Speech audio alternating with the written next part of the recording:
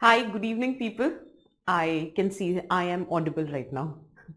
So a very good evening to everyone out there. And we've already, screen is not visible. Is the screen visible now?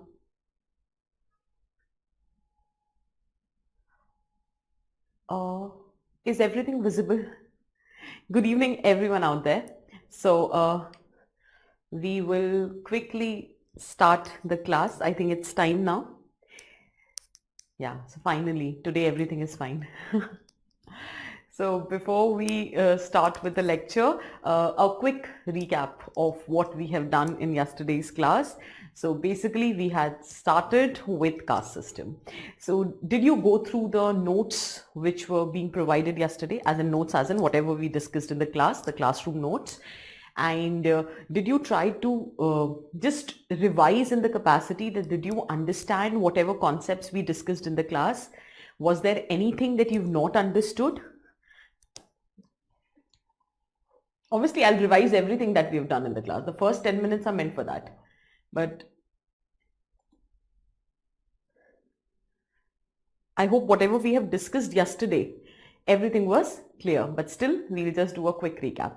So we started with what do you mean by caste system? So it is a system of social stratification which consists of hierarchically arranged closed endogamous strata where membership is ascriptive, contact is restricted and mobility is theoretically impossible. Right? This is what we have talked about. See, if the question comes on caste system, then what the definition you are going to write is that caste is a system of social stratification based on the principles of purity and pollution, because of which it has certain characteristics like hierarchy, separation of contact, and occupational division of labor. That is a standard definition of caste system. See, overall, if you try to understand, yesterday we discussed that there are different models of caste system. The two basic models are the Varna model and the Jati model. When I was discussing Jati model, I said it's flexible, it's localized, right? That I said because there is a concept of ritual and secular hierarchy. Ritual hierarchy, the traditional Varna hierarchy, that is rooted from scriptures, and secular hierarchy is the hierarchy with respect to social, educational and political aspects. So since there exists two kind of hierarchy, ritual and secular, so with respect to ritual hierarchy, there can be a different gradation. With respect to secular hierarchy, what exists on the ground level, the reality is different. So in that capacity, it is flexible and localized. Otherwise, caste system in itself is a rigid system. That is why it has been written that mobility is theoretically impossible. So practically mobility is happening, but if I go by the theoretical understanding of caste system, it is closed, it is endogamous, membership is ascriptive, contact is restricted, and mobility ideally is not possible. It is something which is innate in nature, which you have been given, your caste has been accorded to you by your birth. So this is what we have talked about, right? Then we did discuss about that divine origin theory and the Risleka racial theory in a very brief manner. Then what are the characteristic feature of caste system? So since it is a system of social stratification based on the principles of purity and pollution, we discuss some of the characteristic feature like innate nature, hierarchy, endogamy, commensality, occupational division of labor, disability and privileges, and caste councils. Is that clear? Then we talked about the transformation of caste system. So the traditional feature, the forces of change, and the contemporary reality. So the traditional features were hierarchy, separation of contact, occupational division of labor based on the principles of purity and pollution. With respect to forces of change, it was industrialization, it was urbanization, it was modern value system, it was role of state. Within role of state, we talked about reservation policy, Mandal Commission, land reforms, universal adult franchise or suffrage. Is that very clear? Then obviously contemporary reality, we did speak about it. That how in the contemporary reality, all the traditional features of caste, which is based on purity and pollution, has got challenged. Because of emergence of caste neutral jobs, because of emergence of secular pattern of living, because of emergence of rationality, scientific temper, hierarchy based on purity and pollution has been questioned. That is why I made you write that how caste has been dislodged from the religious domain. That is, the ritual aspect of caste is no longer implemented, right? And in the later half, that is the role of state. So with the emergence of role of state, like reservation policy and everything, it has provided opportunity to the lower caste people to improve their socio-political economic status, that is, to improve their secular status. However, since the opportunities were not reaped by all the sections in a similar manner, it has resulted into emergence of class within caste element. That's one thing. Then we talked about the emergence of a new concept, that is dominant caste, right? We did speak about that how these caste groupings traditionally may not be dominant. However, because of numerical strength, because of land ownership, because of access to political power, they came to be known as socially dominant. So that concept was coined, known as dominant caste. So whether you talk about Jats, Yadavs, Pattidar, Reddy, Khamma, these are examples of dominant caste. Is that clear? Then we talked about how after implementation of Mandal Commission report, the structuration of caste system has underwent a change. Instead of a vertical hierarchy with an element of stigma associated with lower caste, now there is horizontal competition for the backward status without any element of stigma associated. So already, because the period of reservation was getting extended, so kahin na kahin there was instead of being acting as a temporary structural change or a temporary phenomena until and unless equality of opportunity is created, slowly and gradually caste was becoming a consolidated phenomena. However, with the implementation of Mandal Commission report, it completely became entrenched within the Indian social system. Is that very clear? So this is all what we have talked about. Then we discussed that how it has been dislodged from the religious domain, but it has entered the psyche of the individual member in the Indian social system, especially during the time of electoral politics. That creates ground for the discussion role of caste in politics. This is what we have discussed in yesterday's session. Is this clear for everyone?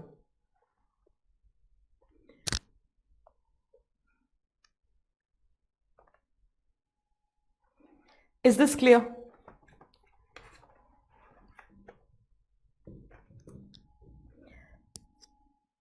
So let's start with role of caste in politics. So to begin with, what do you mean by politics?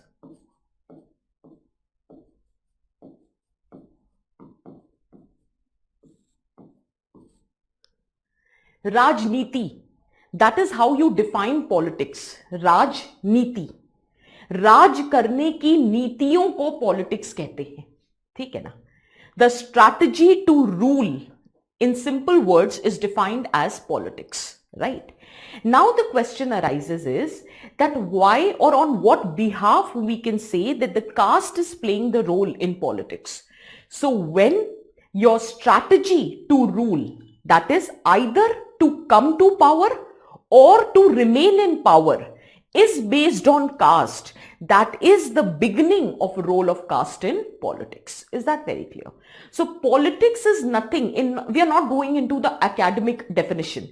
It is just for your purpose of understanding that politics is about ruling, right? The strategies to rule, the nitiya to do the Raj, right? So that is Rajniti. So basically the strategy to rule is being characterized as politics. Now when caste became the basis of strategy to rule, that is known as, or that is defined as, the role of caste in politics. Ideally, it is being perceived that the caste has played a significant role in the post-independence period.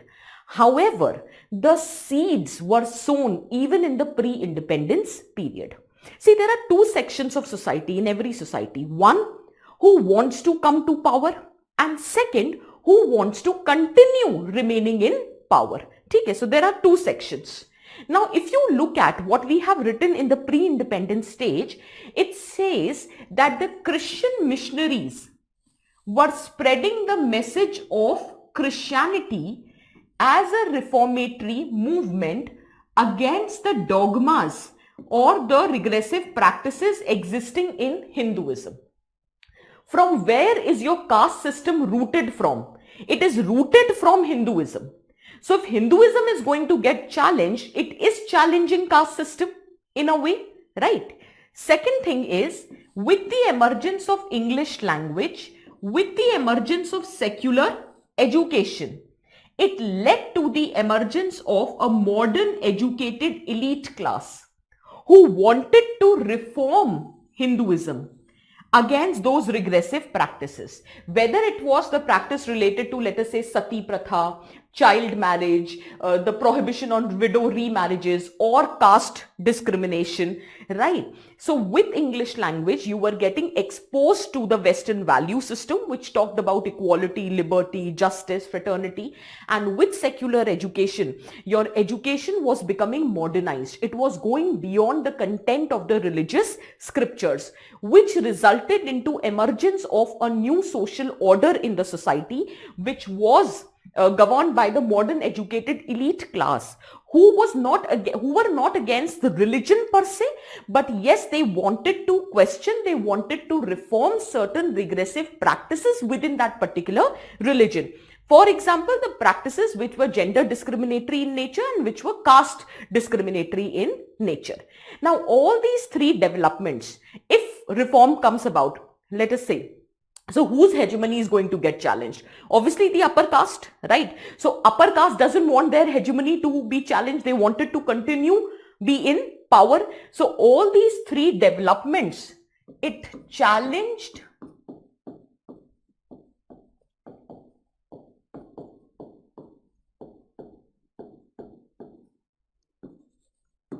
the hegemony of upper caste. Now the struggle was between the upper caste and the people who were raising voice for the lower caste. They wanted to preserve hegemony. So they were looking for status quo. They were the ones who wanted to challenge the discriminatory practices. They wanted to bring about social change. So the caste became the basis for struggle for power between the two sections, and which sowed the seed of caste in politics. Is this very clear for everyone? यहाँ तक की story clear है? Did you understand what it means when we say that the role of caste in politics began even prior to independence? So that is role of caste in politics in pre-independence period. Okay. Now what actually happened in post-independence period slightly can be borrowed from pre-independence period. Now in the pre-independence period, although Britishers were providing you secular education, they were creating, industrialization was there, so caste neutral jobs were getting created, secular pattern of living also started with urbanization, वो सब अपनी जगह. But whatever opportunities that the Britishers were offering with respect to education, with respect to administrative jobs, with respect to caste neutral jobs, all those benefits were reaped by already dominant section of the society. That is, they were already reaped by those who were influential in the society.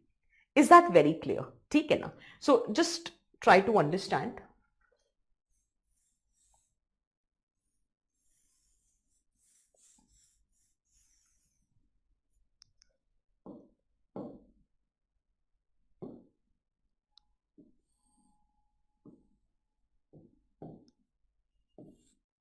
See, the opportunities offered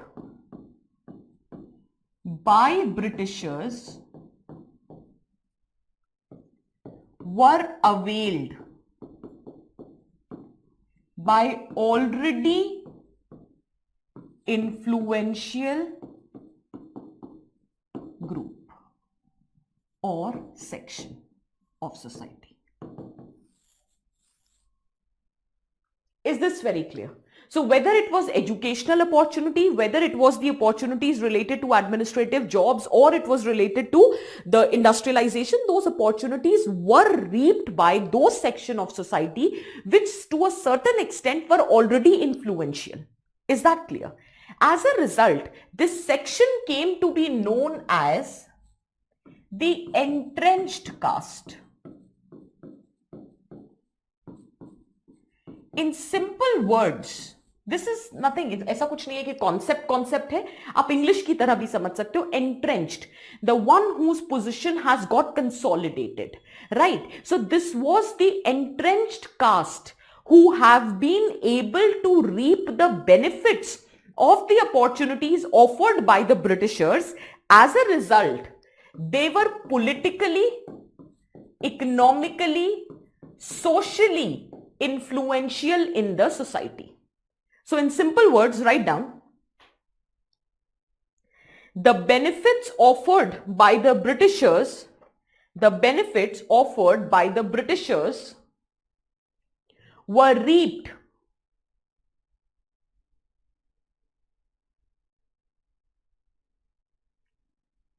by already influential section or the caste in the society, by already influential caste in the society, which came to be known as the entrenched caste, which came to be known as the entrenched caste.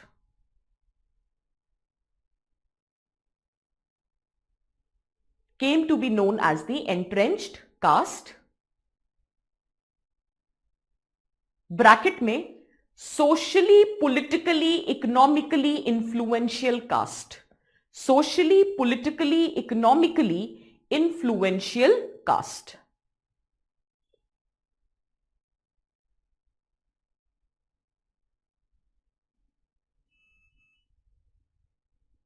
Clear? Socially, politically, economically influential caste.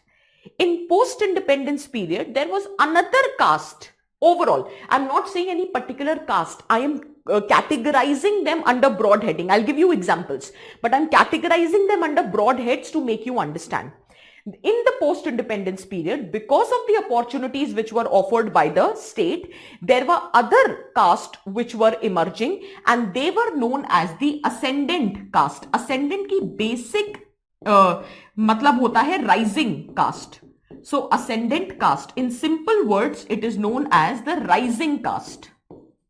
इनकी position में सुधार आ रहा है, rising caste. तो एक definition लिखो, you will understand. In the post-independence period, there was another group of caste which were emerging known as ascendant caste. Rising caste भी कहते हैं इन्हें. Known as ascendant caste,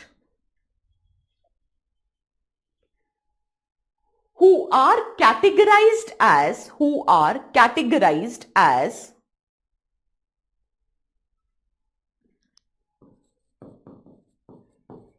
dissatisfied caste, who are categorized as dissatisfied caste,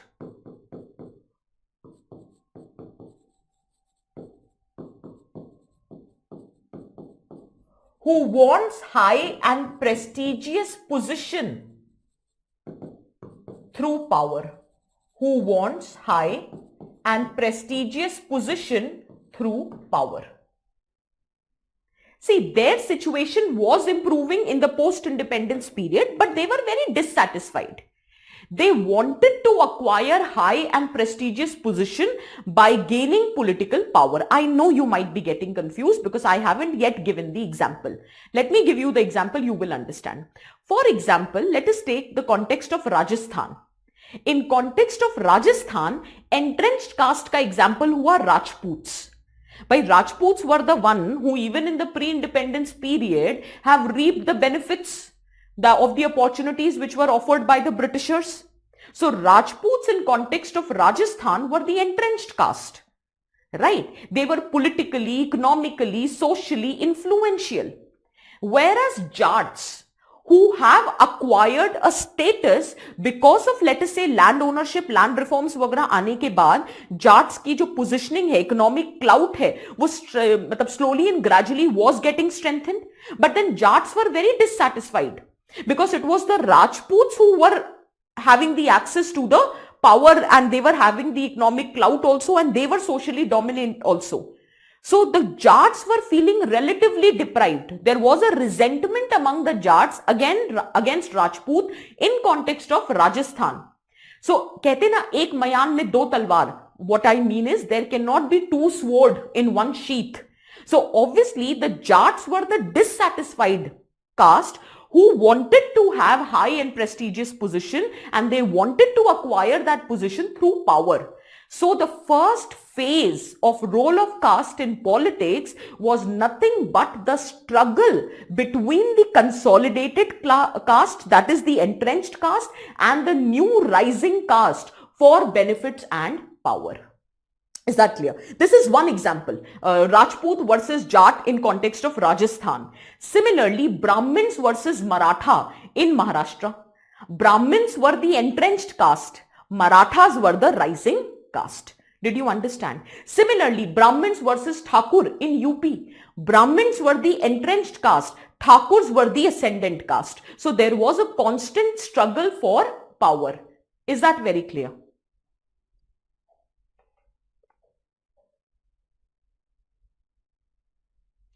नहीं नहीं नहीं नहीं Shubham ma'am ऐसा कुछ नहीं कह रहे हैं शोहम नहीं हम ऐसा कुछ भी नहीं कह रहे obviously if you are talking about the role of caste in politics through means of separate electorate and recognition to the Dalit identity, absolutely that is there, but we are talking about in this context that how the role of politics in the role of caste in the context of democratic politics had got strengthened, and that is why we just made a very brief reference to what has happened in the pre-independence period in order to ensure the continuity. Our interest is role of caste in politics in the post-independence period, right? So in the post-independence period, how it has unfolded, we are just trying to give a brief background to it. Is that very clear? Is it making sense? ठीक है ना? और the point here is जैसे अगर हम communalism की बात करते हैं, ठीक है ना, आपने बोला ना वहां पे कम्युनल अवार्ड की, तो जब हम कम्युनलिज्म की बात करते हैं तो वो कम्युनिटी इंटरेस्ट से रिलेटेड होता है, जो कि बाद में हमने उसको रिलीजन बना दिया.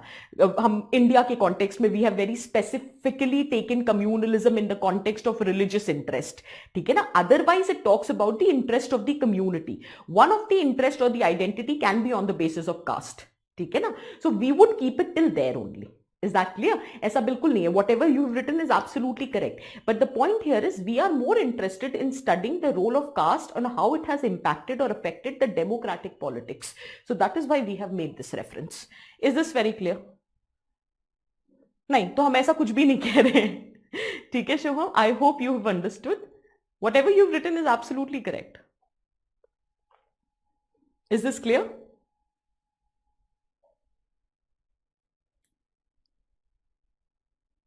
ठीक है. और जो आपने बात लिखी है उसको तो हम यहां पे भी डाल सकते हैं ना. Emergence of modern educated elite who wanted to reform Hinduism against the regressive practices. Gandhi ji was modern educated elite, right? So he wanted to reform Hinduism against the regressive practices. He wanted to abolish untouchability, right? So वो example तो यहां पर भी आ जाएगा, ठीक है ना. Is this clear? आगे बढ़े.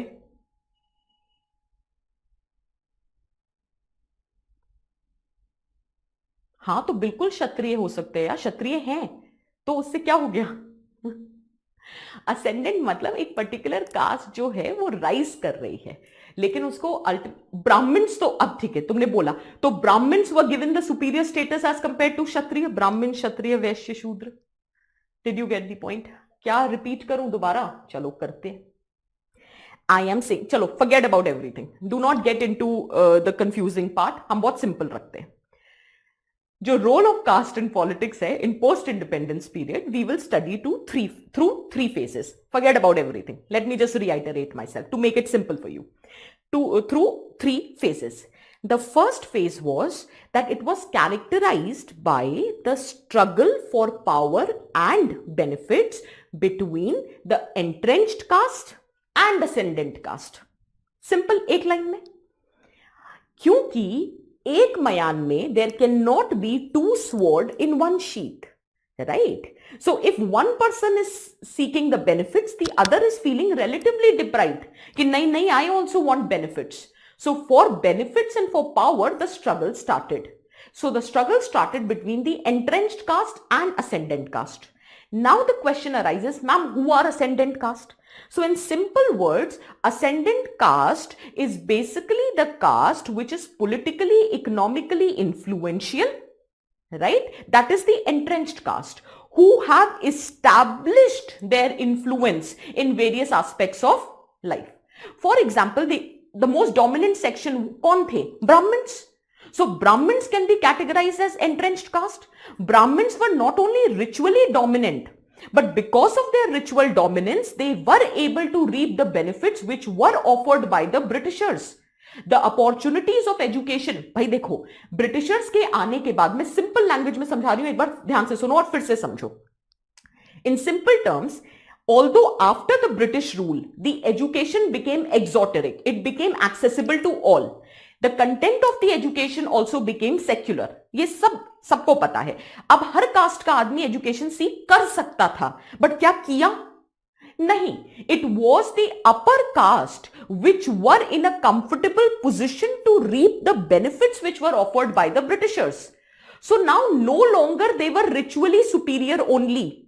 They were becoming superior or influential in other social, political, economic domain as well. They were able to access education, they were able to access administrative jobs, they were able to access industrialization opportunities. So basically it was, अरे रुक जाओ भाई, पढ़ा लेने दो, तुम लोग के if but कर लेने से मैं पढ़ा कैसे पाऊंगी, बताओ मैम. क्या ये हो सकता है, क्या वो हो सकता है, इसका तो कोई अंत ही नहीं है ना बच्चे, पहले सुन तो लो क्या कह रही हूं, ठीक है. So basically it was the entrenched caste which were able to reap the benefits of the opportunities which were offered.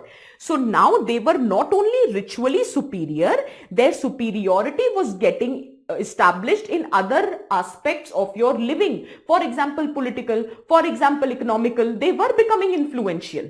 तो ये एक कहानी हो गई. लेकिन post independence there were certain benefits which were offered by the state also. by land reforms वगैरह था, ठीक है ना. तो लैंड रिफॉर्म्स वगैरह होने की वजह से there was a certain section which was emerging as a dominant section. So their status was also improving in the society. Now the fear was that they were very dissatisfied. Their status was improving, but they were not holding prestigious position. So now they wanted to hold the prestigious position. भाई land ownership आने से आपको economic influence तो मिल रहा है, लेकिन अब आपको एडमिनिस्ट्रेटिव इन्फ्लुएंस चाहिए, आपको पॉलिटिकल इन्फ्लुएंस चाहिए, तो उसके लिए क्या करना पड़ेगा? पॉलिटिकल पावर में आना पड़ेगा. There was a need to come to political power. So now they were dissatisfied that see we have economic influence also, economic land ownership also, but see our status is not that as high as entrenched caste. So now we also want to acquire high and prestigious position by struggling for power. So that is why the struggle started between entrenched and ascendant caste for political power. Is that very clear? Is it clear? Is it making sense? Ascendant caste is the caste under Sanskritization. नहीं, कैसे? बिल्कुल भी नहीं, नहीं, नहीं. Under Sanskritization, you mean that they are trying to get Sanskritized. That is what you're saying. नहीं, ऐसा कुछ नहीं है. We cannot generalize this. Now you need to tell me, किसने पूछा था? Sameem. I hope I'm pronouncing your name correctly. Sameem, did you understand the difference? What is entrenched caste and what is? तभी मैंने example दिया. If you are from Rajasthan, try to visualize the conflict between the Rajputs and the Jat community. If you are from UP, try to realize the conflict between your Brahmins and Thakur. Is that very clear? You can exactly Eastern UP में Western बहुत ही regional concept है. अब बिहार में भूमियार versus Kayastha, ये तो conflict है ना. This is a known conflict between Bhumihar versus Kayastha. तो ये सारे जो कॉन्फ्लिक्ट्स हैं, तो एंट्रेंस्ड कास्ट वो होती है, एक सिंपल वर्ड है यार, ऐसा नहीं है कोई एक स्पेसिफिक कास्ट है। एंट्रेंस्ड कास्ट एक कॉन्सेप्ट हो जाता है, एंट्रेंस्ड जिनकी position are already consolidated. Ascendant caste simple, जो राइज कर रही है। Entrenched caste already influential, already dominating, ठीक है। अरे भैया हर एक स्टेट का थोड़ी ना बता। So is this very clear? Haryana largely had Jat influence, ठीक है।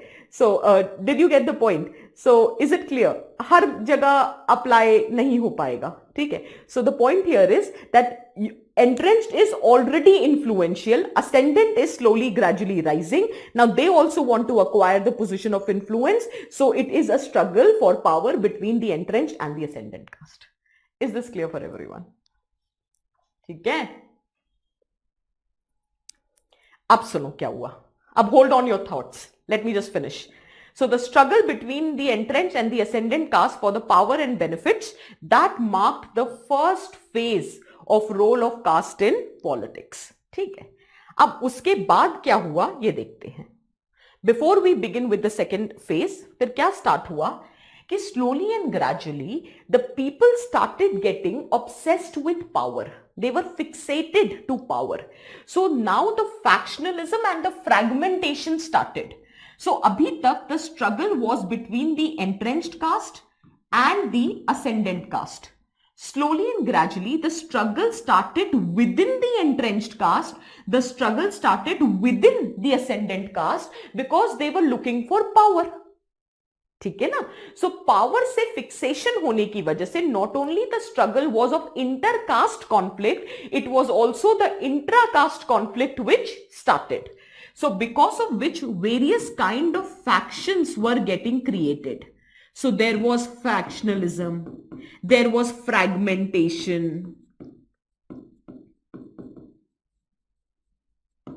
there was multi-caste alliances which were getting formed.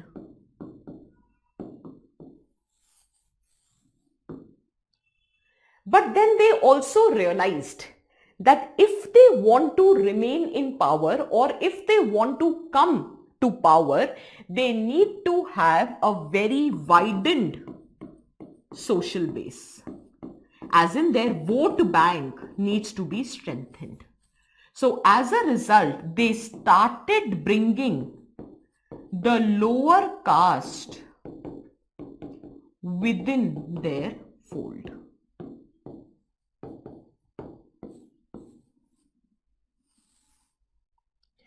They started bringing the lower caste within their fold because they wanted to widen their vote bank.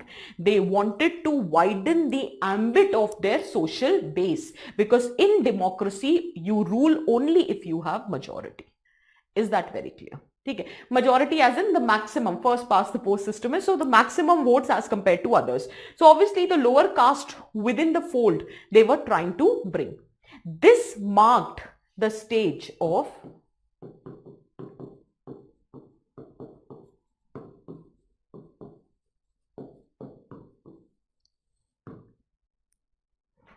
politicization of caste.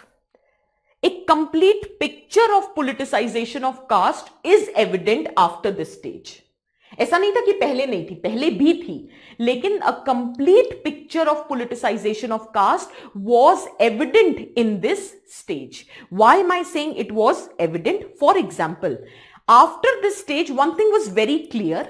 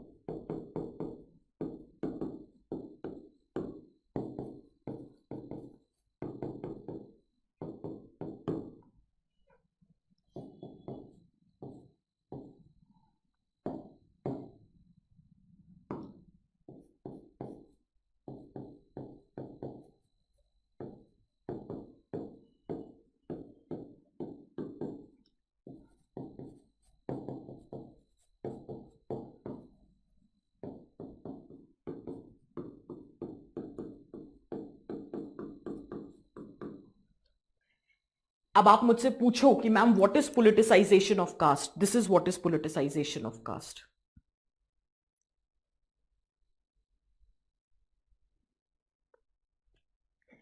Tickets are distributed according to the caste composition. ये समझना मुश्किल है. I just tell you one thing.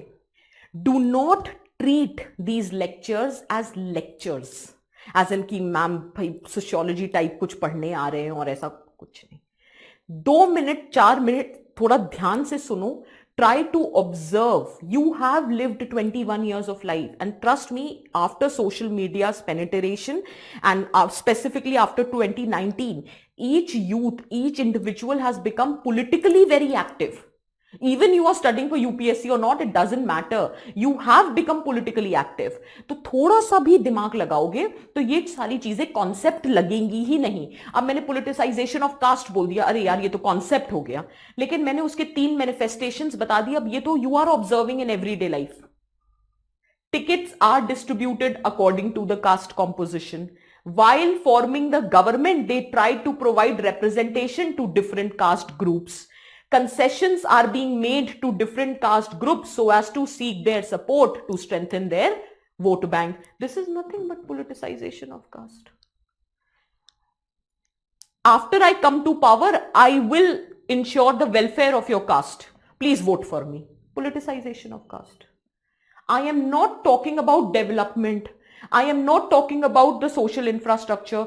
I am targeting my vote bank by basically highlighting the caste specific interest. This is nothing as but politicization of caste. So my political strategies are governed by the caste notions.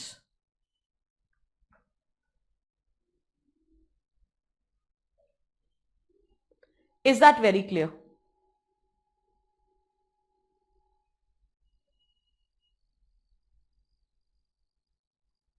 Bilkul, who said this? Abu, absolutely correct. Absolutely. The fragmentation and factionalism has started within those groups because they are seeking political power.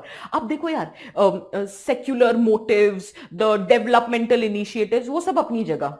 Now the individual interest has been taken primacy. Now which portfolio they are getting, what position they are getting, how much clout they have within the party, all of these aspects matter. For example, the example of Jyotiraditya Scindia joining BJP. I mean, there was a time his ideology was just the opposite of the ideology of BJP. However, when his political interest was not getting served while he was in Congress, he didn't even think twice before going to BJP. तो यहां पे अब ideology वगैरह का तो कोई खेल रह ही नहीं गया है. It is all about your vested interest which needs to be served. Is that clear? नहीं बच्चे, वो तो उस वक्त की हम बात कर रहे हैं ना, वो तो लोअर कास्ट में थे. नहीं Sameem, is this clear? Can we proceed? Did you understand politicisation of caste? ये लिखते जा रहे हो ना यार तुम लोग, ये नहीं कहना ma'am you have not dictated anything. I've written everything on the board. This second stage marked the concept of politicization of caste in every which way. So these are the 3 dimensions of politicization of caste. Now just hold on to your thought. Okay? Exactly. I was coming to that point, Sejal. Just give me 5 minutes. I'll use this example of yours. Give me 5 minutes.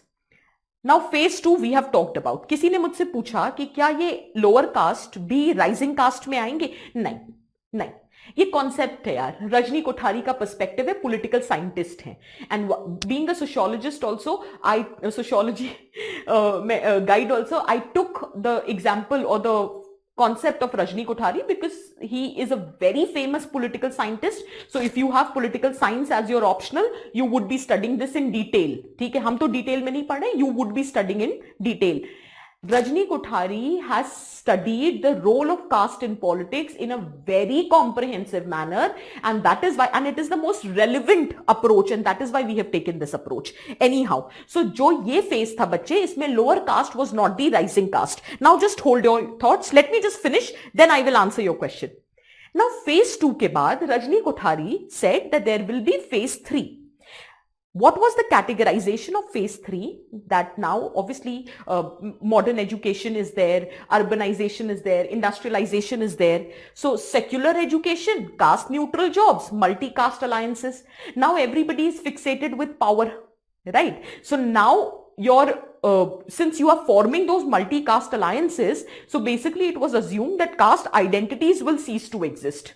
So that would not be the case, right? Now no longer caste would be the determinant, because multi-caste alliances form ho rahi hain, because ultimate objective is to seek power. And for that, you are going to go for politicization of caste and everything. And basically, with secular education, caste neutral jobs, multi-caste alliances, the individual caste identities will cease to exist. That was the prediction that was made. But before this, ab ye stage fir bhi aa gayi hai, but before this stage had arrived, there was one more development which took place before stage 3. That was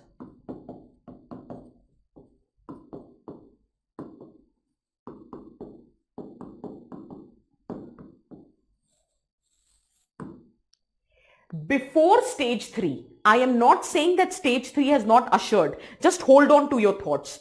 Before stage 3, there was an intermediate stage which also ushered in context of Indian politics, and that was casteization of politics. Is that very clear? Now, what exactly is this casteization of politics? In simple words, it is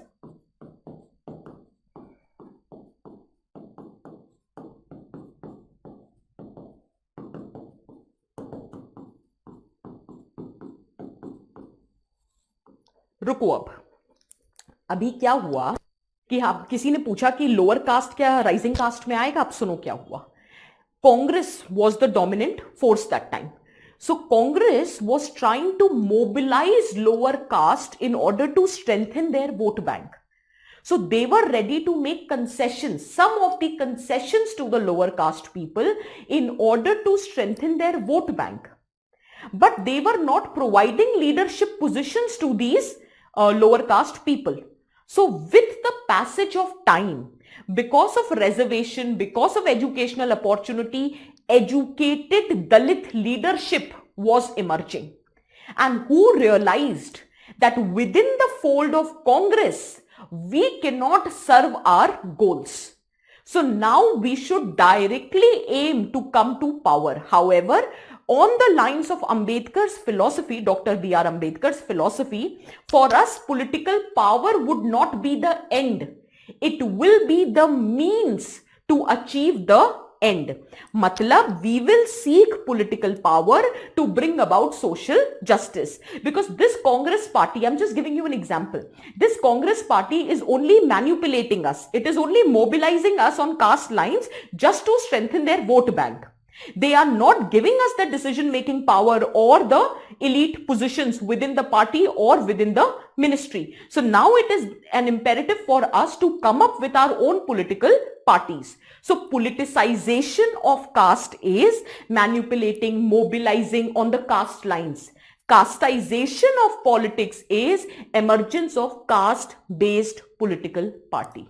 So Bahujan Samaj Party, Samajwadi Party, they were caste-based parties. Is that very clear? Is it making sense? So prior to this emergence of phase 3, there is an intermediate stage which has emerged in context of India, 1980s to be very precise, and that is casteization of politics. Likho is cheez ko. During 1980s, there emerged a phase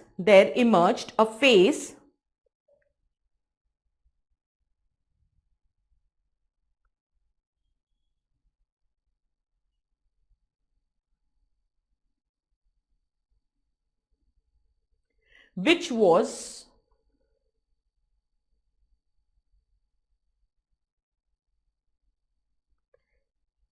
a caste-based political party's emergence, which marked the emergence of caste-based political parties, that is BSP, SP, etc. Clear?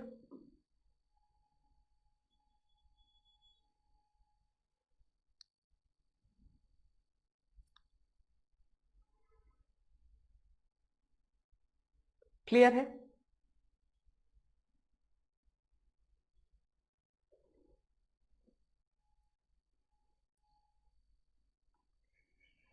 Now, at least in the current scenario, if you and me have to talk about, obviously, secular education is there, caste neutral jobs are also there, and multi-caste alliances are also getting formed. But to say that caste identities have ceased to exist, absolutely not. That has not happened. In fact, multiple caste alliances are getting formed. That is a reality. But caste identities are still very prominent, especially in the electoral politics. So with further secular education, industrialization or urbanization, multiple caste alliances are getting formed. But that does not say that the caste identities have ceased to exist. In fact, the role of caste in politics has further got strengthened. Is this very clear? There was a time in UP politics, जब last elections हुए थे, when religion took the primacy. See, there is a very interesting statement if you want to understand. Rajni Kothari said that politics is like an enterprise and politicians are like entrepreneurs. They know how to use their resources well. They know Indians are governed by only two things, religion and caste. So you don't need to look for development. All you need to do is mobilize them either on the religious lines or on the caste lines. So last elections of UP, religion had the primacy. But this time again caste has taken the primacy. Because somebody, I think Sejal, talked about that how the OBC leader have resigned from BJP, and that is what the SAPA leadership is trying to do. They are trying to knit the alliance.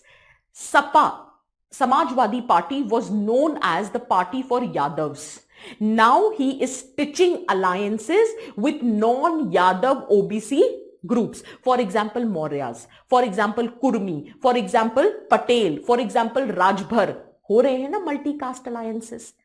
Now what happened to your specific party for a particular caste? No, you know that if you want to remain in power, you need to stitch the alliances with other groups. So in the current scenario, it is not only the large caste which is influencing the politics, even the small caste groups have tried to play or have started playing very influential role in the democratic politics. Is this very clear for everyone?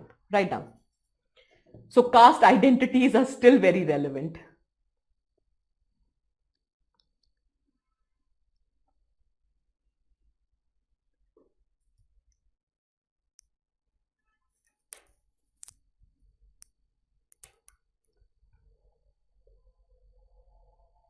तो उससे क्या फर्क पड़ता है? Ticket देने में और autonomy in decision making करने में बहुत डिफरेंस होता है यार. रिजर्वेशन है, वो सीट ही अगर SC ST की है, वो सीट ही अगर विमेन की है, तो फिर तो they will only contest, no. But contesting from a seat and having a power and autonomy in decision making is a different story. Having the ability to represent the interest of your groups is a different case altogether. ठीक है? Write down. In the current scenario, the caste identification has given, in the current scenario, the caste identification has given a new relevance to the electorate system. In the current scenario, the caste identification has given a new relevance to the electorate system where, I'll repeat, in the current scenario, caste identification has given new relevance to the electorate system where not only the large caste groups are affecting politics, not only the large caste groups are affecting politics, but also the smaller caste, For example, in current scenario in UP, in current scenario of UP,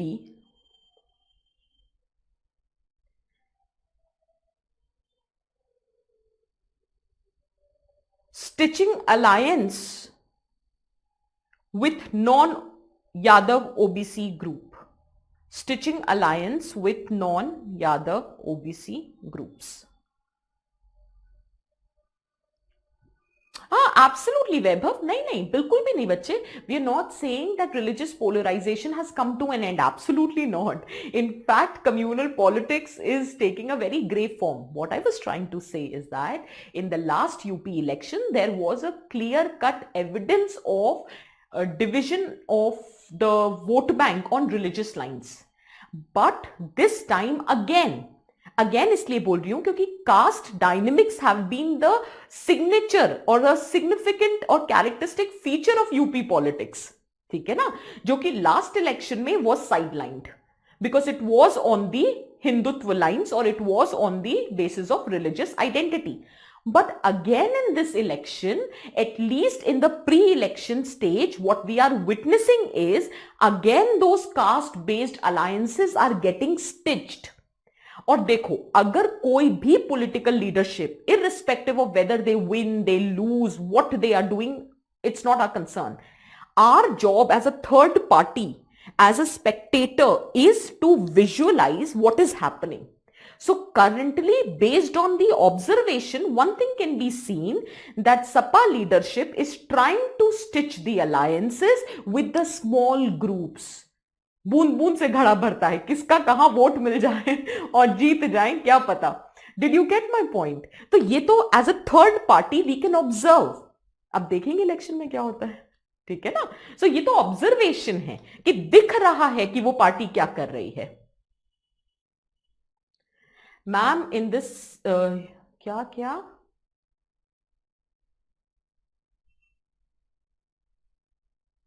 हाँ बिल्कुल Anshul, religion तो रहेगा ना यार, वो तो हमारा national ideology इस वक्त चल रही है. Communal politics is a national fervour.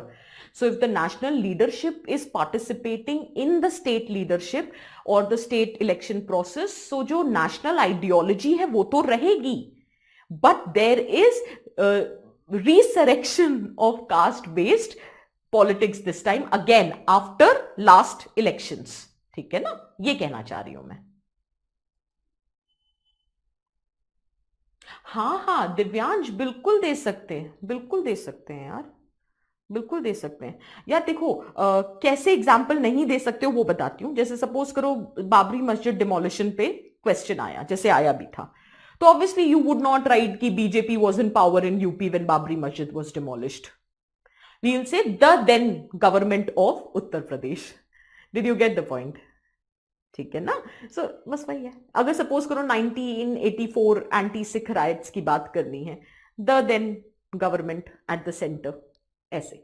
But अगर तुम कोई फैक्ट कोट कर रहे हो, एज एन एनालिसिस कर रहे हो, where you are outrightly not क्या तो वर्ड यूज करेंगे, not negatively portraying any party, तब तो नाम ले ही सकते हैं. ये तो फैक्ट है ना, castisation of politics, caste based political party. SP BSP caste based political parties थी, हैं, तो ये तो लिखेंगे ही ना. ठीक है ना.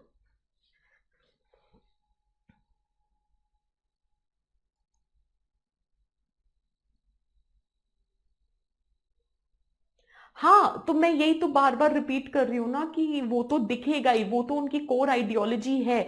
आपने एक चीज नहीं देखी, मेरा एग्जाम्पल शायद आप लोग सुन नहीं रहे हैं, और आपकी भी बात गलत नहीं है. आप लोग बार बार जो एग्जाम्पल दे रहे हैं रिलीजियस पोलराइजेशन का, can you see that ideology in a specific party? And the resurgence which I'm talking about, I am giving you an example of a certain other specific party. So you are also in your place correct, I am also correct in my place. So they are coexisting. यही तो बच्चे बता रही हूँ इतनी देर से. मैं आपको एग्जाम्पल दे रही हूँ दूसरी पार्टी का, आप मुझे एग्जाम्पल दे रहे हो दूसरी पार्टी का. यही तो हम बात कर रहे हैं कि देखो यार, घूम फिर के इंडिया में पॉलिटिक्स, हिंदी में बताती हूँ, दो ही चीजों पे चलती है, या तो कास्ट पे या आपके धर्म पर. धर्म और जाति is the basic essence of India's politics. Is that very clear? Delhi एक एग्जाम्पल छोड़ दो तो अदरवाइज डेवलपमेंट पे अक्सर वोटिंग नहीं होती है.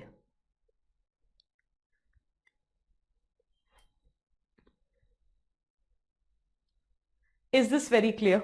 ठीक है. I hope you guys are understanding. And देखो यार, किसी को ब्लेम करने का कोई फायदा नहीं है. उसका रीजन है कि हम ही गवर्न हो रहे हैं ना. To be very honest, if you ask me that हम क्या political parties, to be very honest, I don't wish to criticise any political party, and for that matter I don't wish to criticise any government also, because slowly and gradually through my days of teaching, through my days of being a student and aspirant of UPSC, I have realized fault lies in us. If we are getting influenced on religious lines, on caste lines, so that is the problem. क्योंकि वो तो वही कर रहे हैं ना जो बिक रहा है, वो तो वही पॉलिसी बना रहे हैं ना जिसपे वोट मिल रहे हैं, right? If we stop consuming their communal and casteist politics, they will stop delivering us the communal and casteist politics. किया ना हमने, stop consuming किया ना, दिल्ली में झक मार के डेवलपमेंट करना पड़ा ना, तो यही पॉइंट है. Is that clear? So if you elect a clown, you get to see a circus. So the problem lies with us. Is this clear? Can we proceed?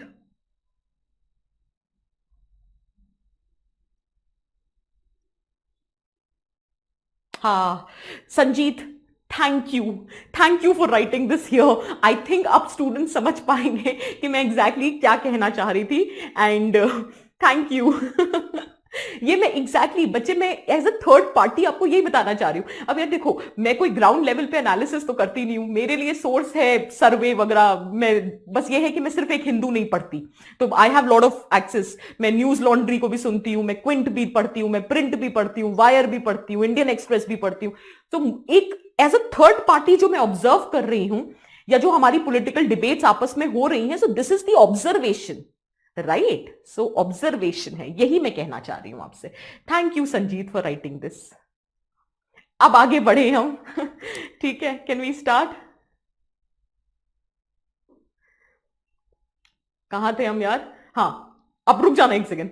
Role of caste in politics हमने establish कर दिया है, ठीक है? So that has happened. Now I am giving you all together a different picture. Whatever I have said in certain capacity, I am trying to, or I'm going to refute it. Just give me 5 more minutes. अब कुछ लिखना नहीं वहां पे. Just give me 5 minutes. I said, with industrialization, with urbanization, with modern education, role of state, whatsoever it is, ये सारे points की वजह से the traditional feature of caste has changed. This is what I told you. I told you no longer caste is the basis of occupational division of labor, no longer separation of contact, no longer there exists hierarchy with respect to purity and pollution. I told you all these points. ठीक है? Characteristic feature of caste जैसे endogamy, commensality, occupational division of labor, caste councils, all of that is not existing because of industrialization, urbanization, education, role of state. This has underwent a change. This is what I told you in last class also, and we've continued. However,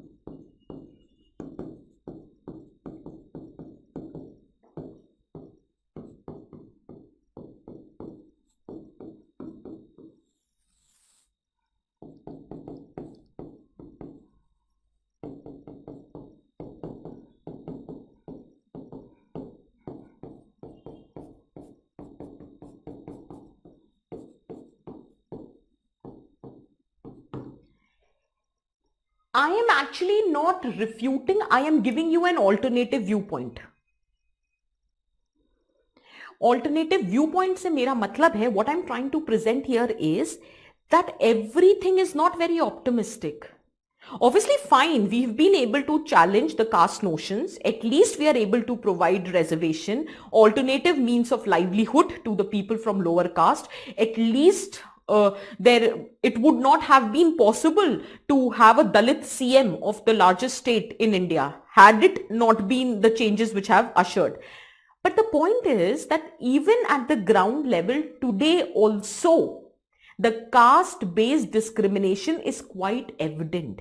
The traditional caste features are still prevalent. Caste endogamy is still being practiced.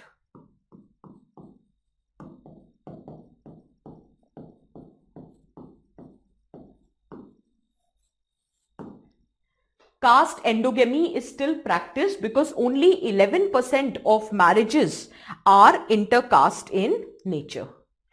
Is this very clear for everyone?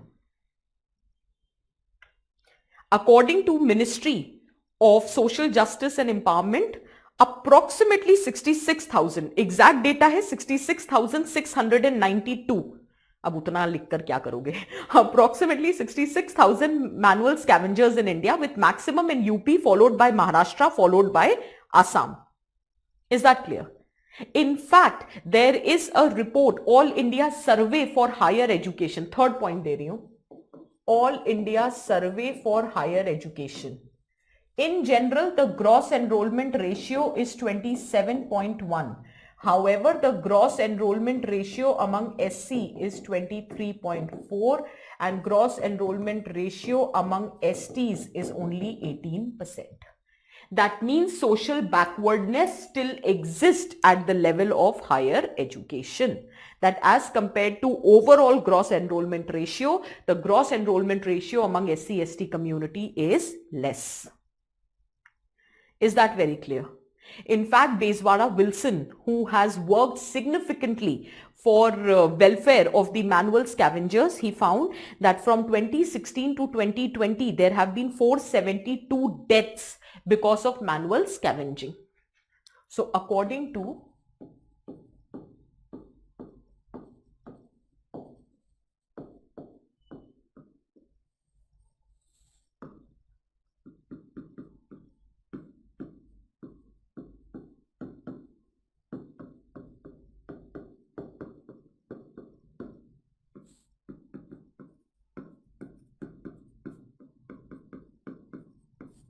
due to manual scavenging.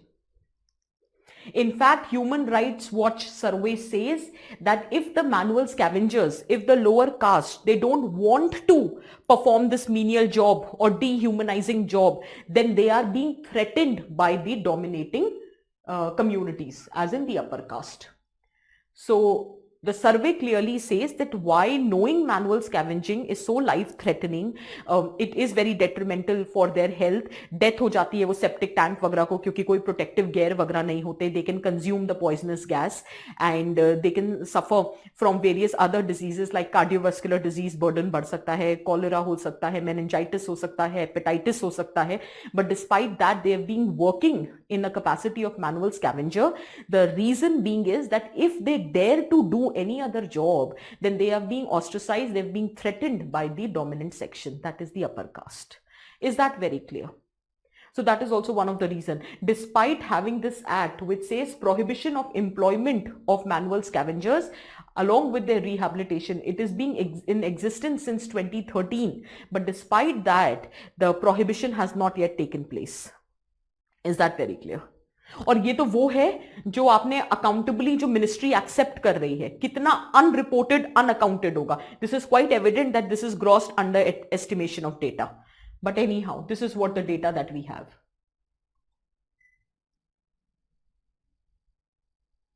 27.1 gross enrolment ratio 27.1 मतलब 27.1% of children in the eligible age group are enrolled. Eligible age group for higher education is 18 to 23.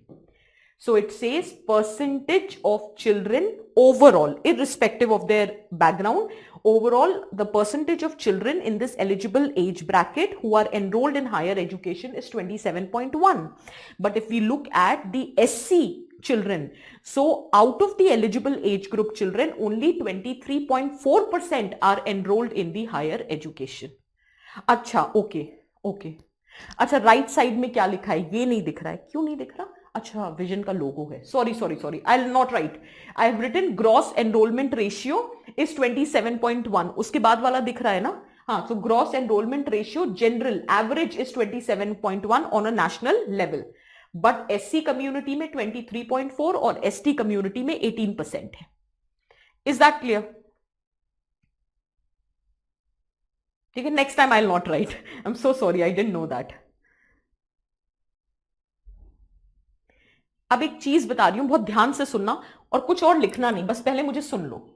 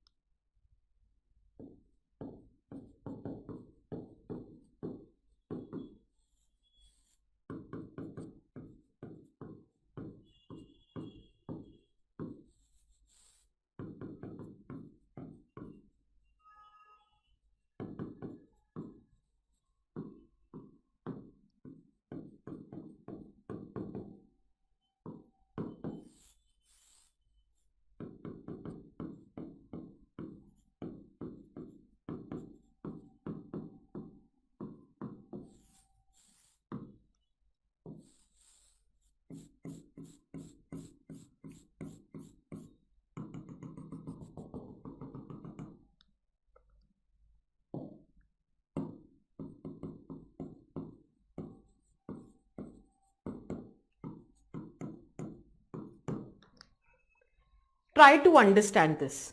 All India Survey for Higher Education. All India Survey for Higher Education. Now, what I am trying to tell you through this diagram, rural area में the structure was that because भाई generally यही मानते हैं कि caste is a rural phenomena, that is what our understanding says, ठीक है. However that is not the reality. So caste is a rural phenomena where caste rigidities are practiced and there is a concept of separation of contact. So core of the village is habitated by the upper caste, whereas the peripheral areas, the outskirts, are habitated by the lower caste, where you don't have access to basic resources which are required for survival. And obviously you are being ostracized, you've been discriminated on the basis of caste. So these lower caste people, they often tend to migrate to urban areas so as to avail better opportunities and improve their standard of living, because they believe urban areas is characterized by urbanism. Remember, anonymity, heterogeneity. So irrespective of their caste, they would be able to access the opportunity. But what they fail to realize is that because of the caste rigidities, you were not able to access education and skill development. So if you do not have requisite education, if you do not have requisite skills, so the job opportunities in the formal sector in urban areas would be very limited. So as a result, you will be confined to the informal sector. And informal sector is known for low wages, because of which you would not be able to afford decent living in urban areas. As a result, you will be confined to slums. So if you look at the diagram, the inequalities which were existing in rural areas got replicated in urban areas. The only difference is here the inequality was on the basis of caste. But here we have given a new name, that is class. But if you study the socio-economic profile of any slum, you will find that it is habitated by the lower caste people only. Largely they are habitated by the lower caste people. So kahin na kahin the inequalities in the rural areas got replicated in the urban areas. The only difference is when you talk about slums, you talk in terms of class, right? And when you talk about outskirts in rural area, you talk about in terms of caste. But if you study the profile as in the social background of the people who are residing in slums, you will find religious minorities there. You will find lower caste people. You will find habitated by tribal communities. Is that very clear?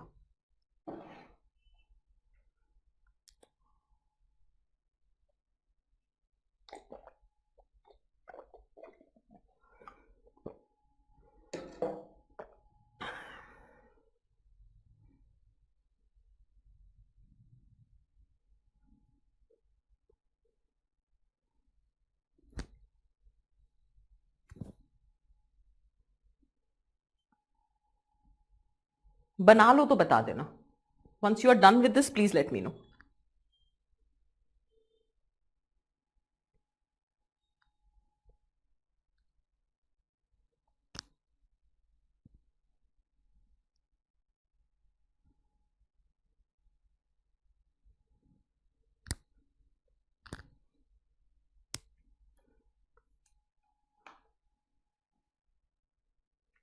Done?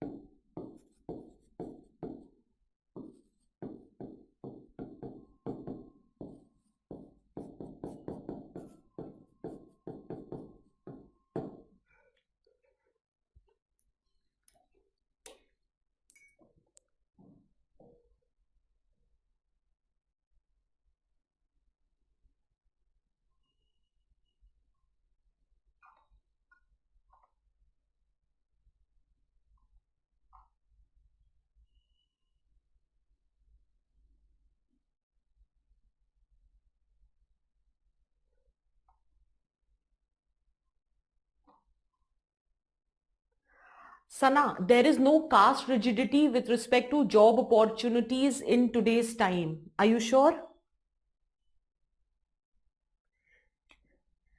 Uh, there is something called discrimination, which is prima facie, and there is something called which is covert discrimination. एक example दे के बताती हूँ, ठीक है? सोचा था ethics में दूंगी, but since you asked Sana, I will answer it here. एक कॉन्सेप्ट होता है attitude as heuristic. Just listen, सिर्फ ऐसे ही बता रही हूँ because she has asked the question. Attitude as heuristic, it says no matter how efficient an employer you are or employee you are, whenever there is a time crunch, your original attitude will resurface. Okay, let me give you an example. Let us suppose that I am the HR department. I'm heading the HR department. I have to make a recruitment. Now, recruitment mein, the thing is that I have 1 week's time and I'm a very efficient person and I have 50 CVs which are there. So I have 1 week's time to make the recruitment. Obviously, and just a disclaimer, although I'm very efficient, but I'm slightly patriarchal. I have patriarchal tendencies. That's my attitude. Although at workplace, I try to restrain myself to reflect my patriarchal attitude because I'm more concerned with the efficiency of the organization. But deep down the line, I am patriarchal. So I had 7 days time and I had to shortlist from those 50 CVs and I have to appoint the most suitable candidate. Obviously, at the end of the 7th day, I made the recruitment and to everyone's surprise, I actually chose a women candidate, right? Because I found that that women candidate is very suitable irrespective of my patriarchal attitude. Because obviously, I need to run the company, right? I need to ensure that the most efficient person gets recruited. So after 6 months, the same challenge, the same target was given to me, task. And this time there was a disclaimer. I had to make the appointment by evening. Again, I had 50 CVs. I had the time crunch. My original attitude, my patriarchal attitude surfaced. And what I did was that out of those 50 CVs, I said, यार लड़कियां कितनी हैं इसमें? 25 है, हटा दो. क्योंकि time तो वैसे भी नहीं है मेरे पास, मुझे शाम तक रिक्रूटमेंट करना है. 50 की 50 तो मैं वैसे भी नहीं देख पाऊंगी. ऐसे कितनी लड़कियां छोड़ो, 50 25 से हटाओ, बाकी कितने हैं? 25 हैं. अच्छा, इसमें देखो कि IIM अहमदाबाद वाले कितने हैं. तो उन्होंने बोला IIM अहमदाबाद वाले 5 हैं. ठीक है, इस IIM अहमदाबाद वाले में देखो तुम लोग CGPA वगैरह कितना है या जो ग्रेडिंग है कितनी क्या स्कोरिंग है. तो उन्होंने बोला ये 3 कैंडिडेट्स है जिनका प्रोफाइल बहुत अच्छा है और इन्होंने आपका बैकग्राउंड IIT से है. So they are the combination of IIT Delhi plus IIM Ahmedabad. मैंने कहा कितने हैं? कहते 3 है. मैंने कहा इनको इंटरव्यू के लिए बुला लो. I had a biasness towards the people who studied from IIM Ahmedabad. I had the biased attitude towards those who are the combination of IIT Delhi and IIM Ahmedabad, and I had the biasness against women. Did you get my point? Right? तो ऐसा लगता है कि अब job opportunities में the rigidity नहीं है, और यहीं पे अगर मेरी कास्ट बायसनेस होती, सबसे पहले मैं नाम पढ़ती, सरनेम देखती और मैं बोलती कि इनको हटाओ. Did you get my point? तो ऐसा बिल्कुल नहीं है बच्चे, और ये तो मैं वहां बात कर रही हूं जहां फॉर्मल सेक्टर है. इनफॉर्मल सेक्टर, इनफॉर्मल सेक्टर में तो आज भी फोर्स किया जाता है that the lower caste person has to perform the menial jobs. क्यों ये prohibition of manual scavenger and rehabilitation act काम नहीं कर पाया? There is a provision that आप उनका रिहैबिलिटेशन कराते हो, you give them cash assistance and everything so that they can start some new job. I give you an example. There were various case studies which I came across in which these people were supposed to be rehabilitated, तो cash assistance दिया गया था so that they can become the street vendor. So they were supposed to sell the vegetables. So obviously they were given the assistance, 30,000 rupees देते हैं so that they can purchase all that street vending के लिए वो सब खरीद सके, vegetables खरीद सके, एक जगह proper बैठ के they can say. You know, the people of their community who knew that they belonged to lower caste refused to purchase the vegetable from them because they were still practicing caste notions of purity and pollution. So these people have to survive also, na? So they were not able to sell even a single vegetable because of this notions of purity and pollution, in which commensality is one of the important element. As a result, that person had no choice but to go back to the work of manual scavenging. 30,000 वो कब तक चलते? Did you get my point? Have I made myself very clear? Have you written this?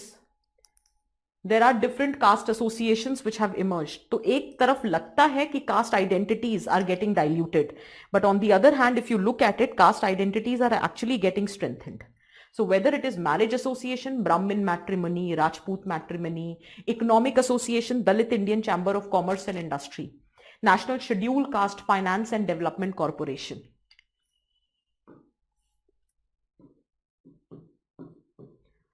Dalit Indian Chamber of Commerce and Industry, National Scheduled Caste Finance and Development Corporation, Political Association, Bhim Sena, Maratha Kranti Morcha, Harijan Sevak Sangh, ठीक है, all of that. Educational Association, Vesh Educational Society, Dalit Sahitya. You can add more example, totally your choice.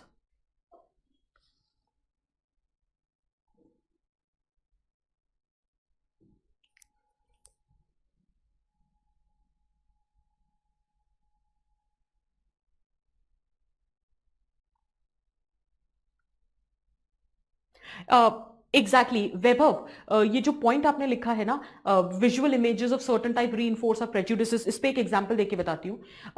In fact, I remember in one of the class I was discussing reservation, which I'm going to discuss with you also in another 5 minutes. So one of the way forward I suggested was with respect to agriculture, that how agriculture should be made more lucrative, because obviously majority of your population are still working in the agriculture sector, despite the fact that its contribution to GDP is very less. So we were talking about how to make agriculture more lucrative so that the youth stop running after reservation, because ultimately why do you want reservation? ऐसा तो है नहीं कि reservation को संभाल के रखोगे या कोई टिकट मिल जाएगी कि देखो मैं रिजर्व कैटेगरी, नहीं ना. आप रिजर्वेशन क्यों सीख कर रहे हो? So have to have better economic opportunity, to have government job, income security. अब गवर्नमेंट जॉब भी क्यों चाहिए? इनकम सिक्योरिटी, स्टेबिलिटी के लिए. अगर वही इनकम सिक्योरिटी, स्टेबिलिटी और अपॉर्चुनिटी मैं आपको एग्रीकल्चर में प्रोवाइड करा दूं तो one of the student I remember in the class said, ma'am why do you want us to move backward? So I was like, मतलब बोलते कि एग्रीकल्चर की तरफ दोबारा जाना is opposite of prosperity. If we want to prosper, we should move towards, the better thing rather than going to agriculture. The reason is the image of agriculture which is created in our mind is that Mother India ka poster, when Nargis is carrying that hull on her back, and a very poor, very dilapidated, and they don't have food, they don't have access for sustenance. So this is what the visual image of a farmer or an image of agriculture which is created in our mind. So we think agriculture is synonymous to conservatism, it is synonymous to regression, it is synonymous to poor lifestyle. वो problem agriculture की नहीं है, वो problem is the condition of agriculture in Indian society. In various other countries, it is the farmer class or the farming community who are acting as the high net worth individuals. HNI है वो वहां पर. और हमारे यहाँ the most dilapidated and the poor section, that's because the visual image, our perception has been created. We have a prejudiced, biased attitude towards the agriculture community that they are backward. They are the sign of regression in the society. So that is what I'm saying. Absolutely correct. Is this clear? Can we proceed? ठीक है.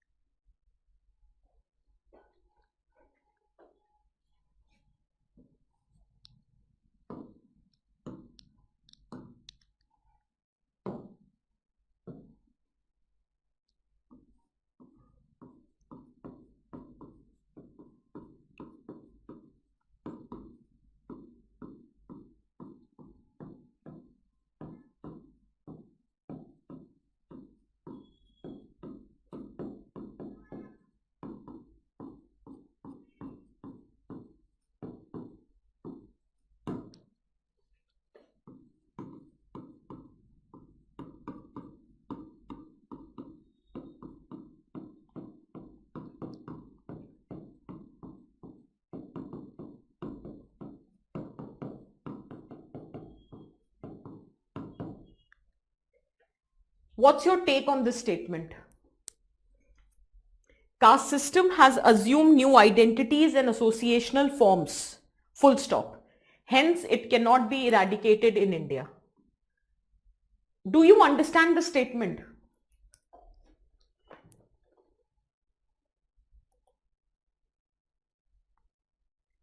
Do you understand the statement? Just read the statement and tell me.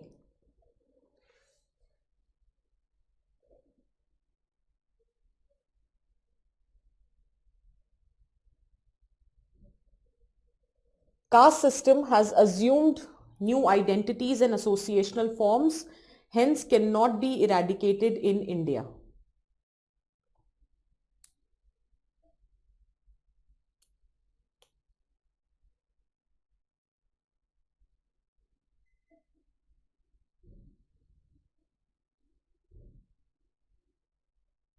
Rest.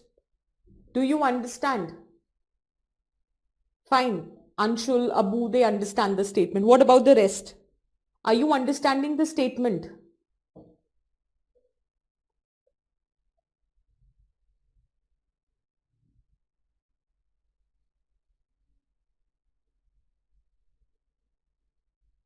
That's okay.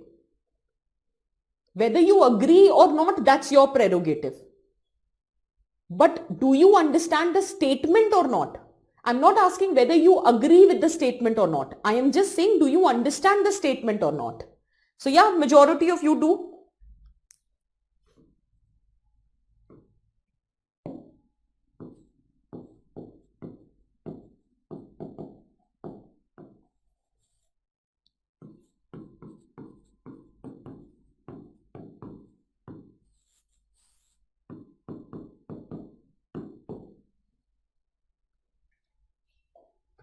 Can you answer?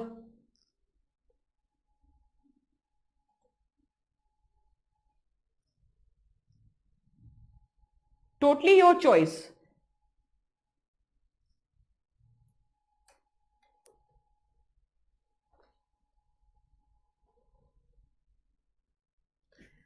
Since you guys told me that you understood the question, you understood the statement, I just added one word here.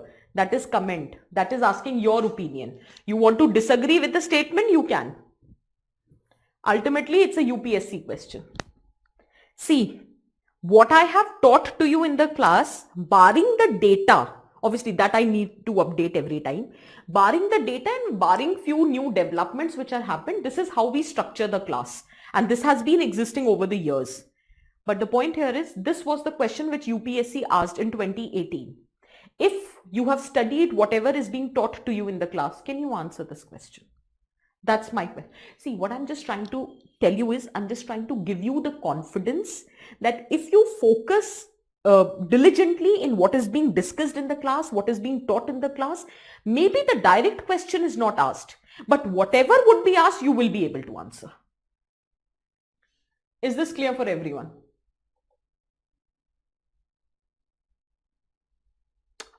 Shantanu, since you asked, see, bache, the point here is that if it is saying it cannot be eradicated, okay, we also know that is a reality that it cannot be eradicated, okay, one thing.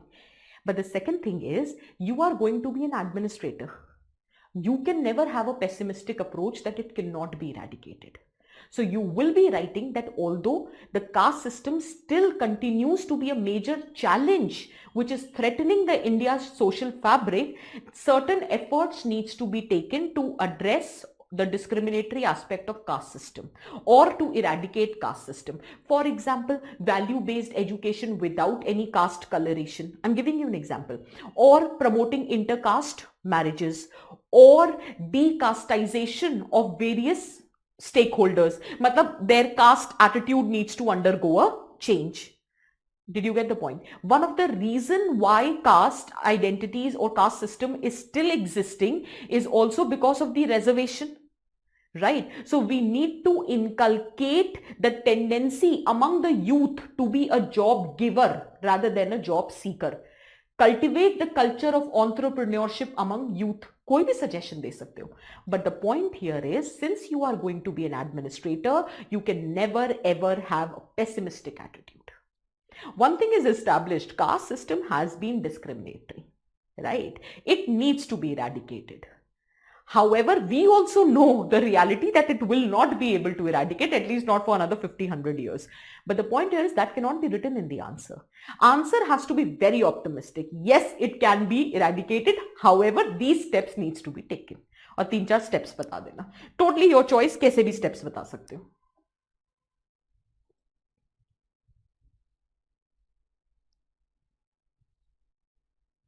नहीं, ऐसे नहीं लिखना चाहिए. किसने पूछा? आशीष. नहीं लिखना चाहिए that it cannot be eradicated. बहुत extreme statement हो सकता है.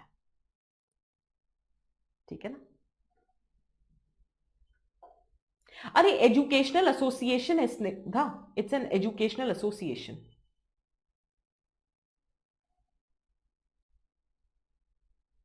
नहीं Vaibhav, you cannot, you cannot, you cannot. जब बहुत ही सेंसिटिव टॉपिक्स होते हैं, वी डोंट एड्रेस दैट. यार doctor B R Ambedkar might have said that in certain capacity, right? He तो anyways talk about that within the fold of Hinduism. It can never ever happen. In fact उन्होंने madness of Manu जब बोला था तब भी यही लिखा था. But the point here is that we can not write. We never know who is correcting the script. What is the ideology of the person who is correcting the script. So we will restrain ourself from writing extreme suggestions.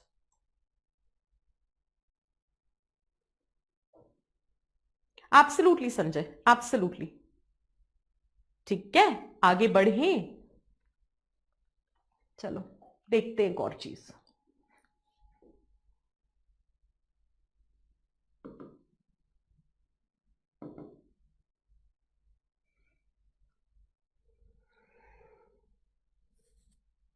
I doubt I have it right now.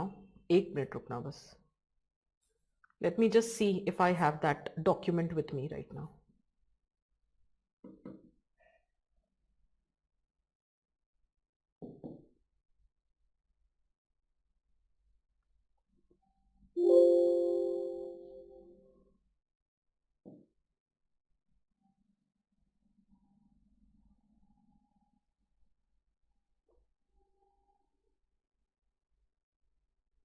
Just give me 1 minute.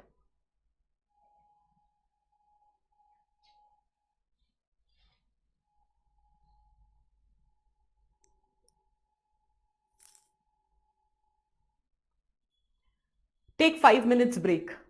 I'm just looking whether this document is getting opened or not. Manish, let's go for 5 minutes break. मैं देखती हूँ तब तक document खुल रहा है कि नहीं. ठीक है. People, is this question visible? Has caste lost its relevance in understanding the multicultural Indian society? Question mark.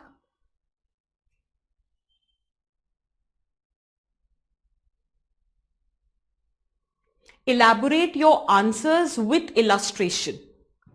This was 2020. The question was asked last year. Has caste lost its relevance in understanding the multicultural Indian society? Elaborate your answer with illustration. Visible है ना सबको? ठीक? Now this is the handwritten answer which I prepared. I told you ना वो Telegram channel पे तुमको सब access मिल जाएगा last year and this year का. अभी ethics का I have to make. I'll make the handwritten answers and then I'll upload it. So anyhow, let's see. So introduction. Establish the multicultural tone of Indian society. Obviously, I told you ना multicultural है Indian society. Harmonious coexistence है different cultures का with respect to language, religion, ethnicity. However, amidst this cultural heterogeneity, there exists a common thread which cuts across these divisions, and that is all pervasive caste hierarchy. I've already told you, caste hierarchy is prevalent in different regions, different language, different religion. Somebody asked me in the last class, is it only prevalent in Hinduism? No, even among Muslims, even Jews, Buddhists, Sikh, Christians, this has been existing. So amidst the cultural heterogeneity, there exists a common thread which cuts across these divisions, that is all pervasive caste hierarchy. This is the linking statement. ये आपको introduction linking statement body exam में नहीं लिखना है, but this is how the answer should look like. Then body. It will have three components. The body will have three components. This is for your understanding. You will not write this in the answer. You can establish how caste is an ingrained system of Indian society.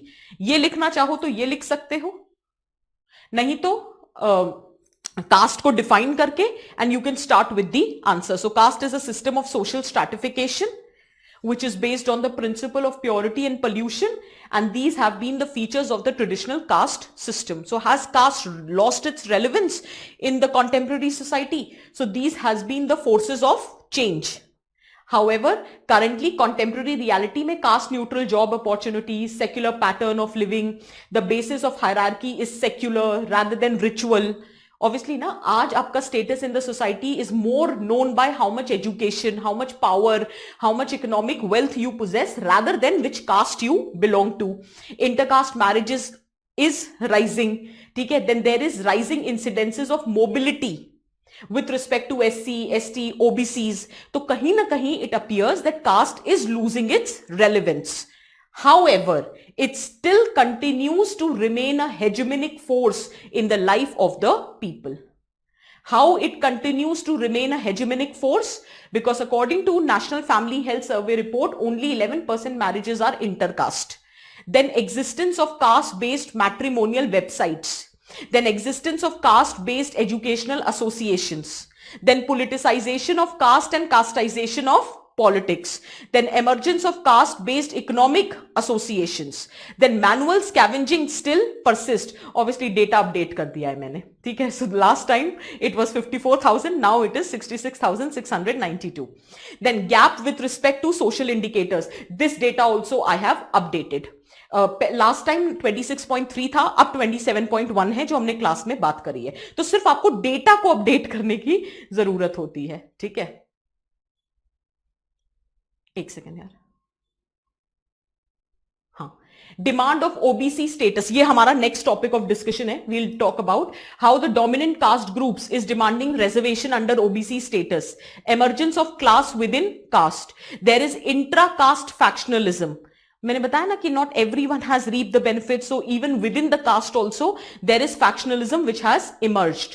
Then there is coincidence between the caste and class position. अभी हमने बात करी थी ना informal sector में कि socio economic profile of slums या informal sector या जितने भी डिसाइसिव पोजिशंस हैं that has been monopolised by the upper caste. So overall inference, due to various forces of change, the caste system's relevance in understanding Indian society might have declined, but has not completely lost its significance, has shown immense resilience. That is, the caste as a system, as an institution in context of India, has shown immense resilience. तो थोड़ा बहुत significance इधर उधर change हो सकता है, decline हो सकता है, but it has not been lost. Is this very clear? Should we write it? Arey Ayushi, write it in a manner which appears to be creative. Your choice. कैसे भी लिखो. मैं सच्ची बताऊं मैं ऐसे क्यों लिखती हूं? The only reason why I prefer writing in points और like this is to give creativity to the answers. Otherwise इतना मोनोटोनस होता है वो 20 आंसर्स चेक करना. I myself correct the scripts for sociology test series, so I know how boring it can get to read the same answers and you know same paragraph format. तो ये जो tabular form होता है, मैं एक I am not talking about UPSC क्योंकि भाई वहां तो मैंने काम नहीं किया है, but as a teacher, as a person who's evaluating, let's put it this way, as a person who's evaluating the script, I can tell you my psyche in the capacity of an evaluator. जब कोई बहुत innovative तरीके से लिखता है ना, एक map बना देता है या कोई हब एंड स्पोक मॉडल का डायग्राम बना दिया या कोई ट्रायंगल बना के कोई डायग्राम बना के अपनी बात बताता है या ऐसे, मैं 2 मिनट के लिए पढ़ने लग जाती हूँ कि अच्छा ओके, क्योंकि सब तो वही घिसा पिटा आंसर लिखते हैं, मतलब क्योंकि सबका सोर्स मोर और लेस एक जैसा ही होता है. और सोसाइटी के लिए तो ट्रस्ट में अगर विजन ज्वाइन करें या नहीं करें, हमारे नोट्स हर जगह अवेलेबल हो जाते हैं, तो वो पढ़ के आ ही जाते हैं. ऐसे नहीं, क्योंकि और इंस्टीट्यूट में आई थिंक सोसाइटी वगैरह पढ़ाते भी नहीं है, तो हम जनरली सेइंग एक बहुत monotonous way of answer writing हो जाती है. तो ये सारी चीजें ना अट्रैक्ट करती हैं अटेंशन को of the examiner. Try practising this, try making use of flow charts. It will definitely give you an edge. और मैं अपनी एक फ्रेंड की कहानी बताती हूँ, which I'll keep telling you in every subsequent classes. I don't I think I have initial मैंने पहले इंट्रोड्यूस शायद उसे कर दिया है या मुझे इतना याद नहीं है आपके बैच में किया है कि नहीं. So she was a very average student. Just a disclaimer before I get to the main concern. She was a very average student and 48% holder and something, and I was Delhi University topper and everything. Don't think I'm boasting about it. It is nothing to be proud of now. So the point is, I was from Lady Shri Ram College, St. Stephen's. I did my masters and I was a gold medalist in mathematics, so you can understand. And then everybody told me that, this is the most difficult exam, this is the, because now you've achieved everything, so now the next should be clearing UPSC. And I was like, yeah, I was very hard working. एक attempt में तो हो जाना चाहिए, ज्यादा से ज्यादा 2 attempt. भाई पहले अटेम्प्ट में प्री हो ही गया था तो और कॉन्फिडेंस बढ़ गया था. And she was a very average student. तो 48% उसका जब प्री निकला तो शी वॉज लाइक, अरे मैंने तो सब कुछ अचीव कर लिया, पहले अटेम्प्ट में प्री हो गया. And I was like, big deal, मतलब फाइनल सिलेक्शन मैटर्स. सो मैं उससे पूछती थी कि मेंस में क्या अप्रोच है, या वो मुझसे पूछती थी, तो I used to be like, I have to write best possible answer. That was my approach. I asked her, what's your approach? She's like, yeah, best तो कुछ होता ही नहीं है. My approach is very simple, that in every question, how should I answer it so that I will fetch 1 extra marks.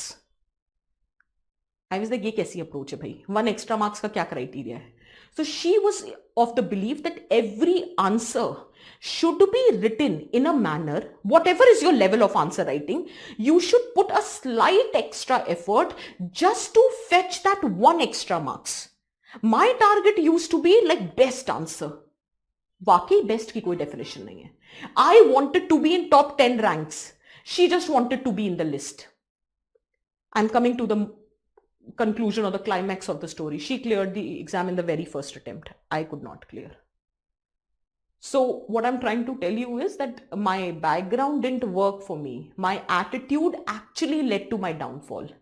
My attitude to do it in the best possible manner without even realizing what is best. Do not have very large aims or large targets which are difficult to achieve.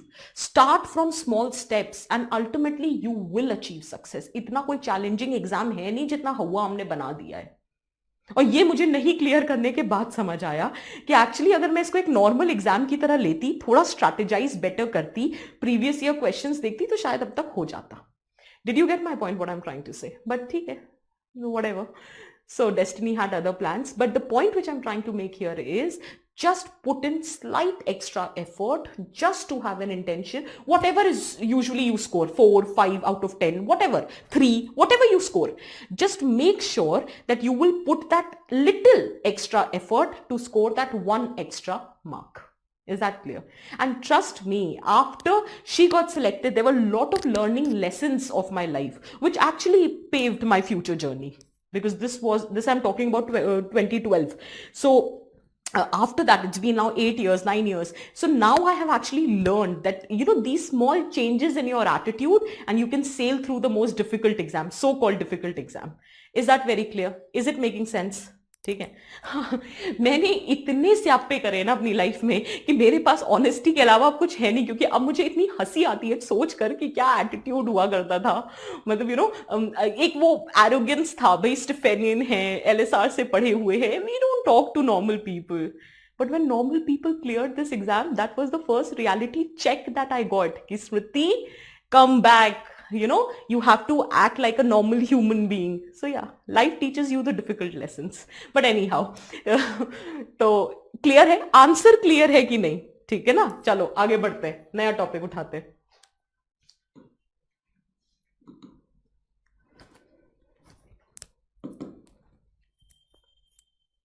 अरे यार. The next topic that we are taking up is the contemporary issue, the first being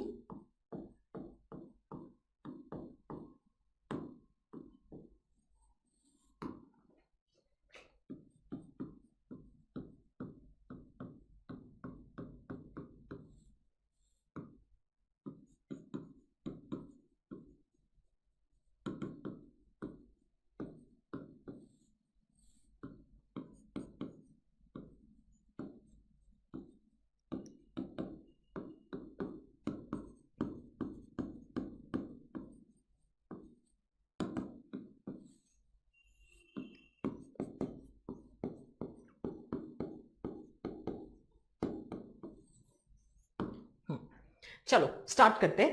See, the point here is that in your polity you have studied in detail Article 15 and Article 16 of the Constitution. So with respect to reservation, you've studied everything, right? We will take it in a social capacity, as in what is the concept, what was the rationale behind reservation policy, what is the debate, as in the for the motion argument, against the motion. Based on the arguments which are against, we are going to provide the conclusion. That is way forward. That is how we are going to proceed. Okay, very quickly write down the concept of reservation. Just write down. It is a form of affirmative action. It is a form of affirmative action. It is a form of affirmative action whereby it is a form of affirmative action whereby percentage of seats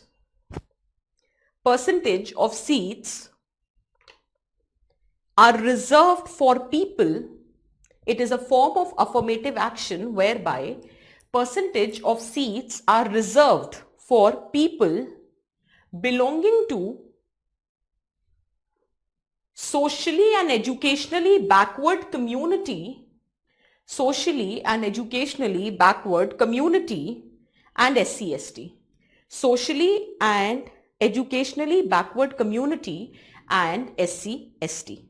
So it is a form of affirmative action whereby a certain percentage of seats are reserved for those belonging to socially and educationally backward communities and SC/ST. ठीक है? Rationale. The rationale behind reservation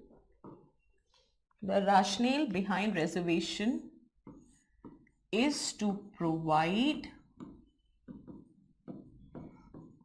equality of opportunity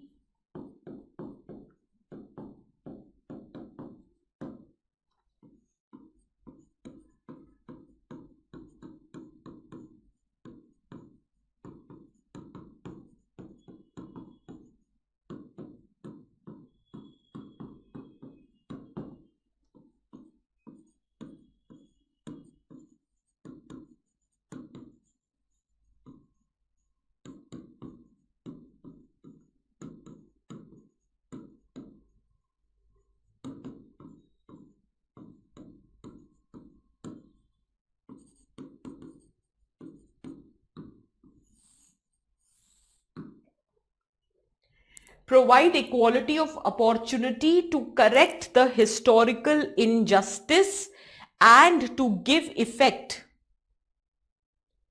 to the redistributive agenda of the state.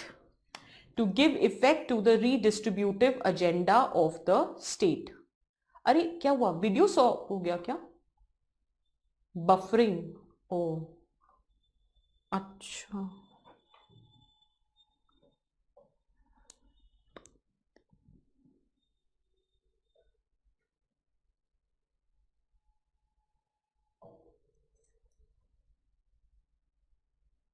Live है. ठीक है भैया, ठीक है.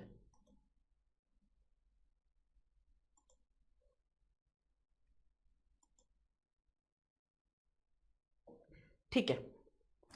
So the rationale was to provide equality of opportunity, that is to correct the historical injustice and to give effect to the redistributive agenda of the state, that is redistribute the benefits of development among all the sections of society and to correct the historical injustice which is being meted out to certain sections of society, whether it was on the basis of ethnicity or caste or gender, whatsoever it is.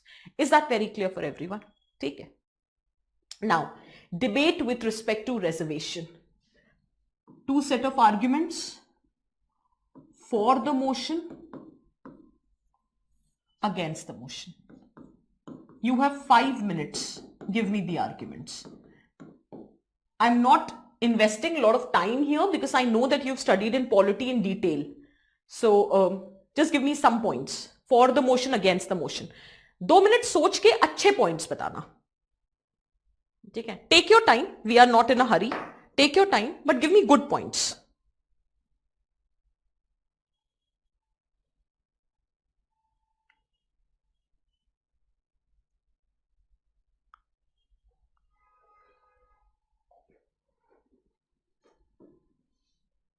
I'm writing the points which are coming to my mind. You think about your points. Then we'll discuss.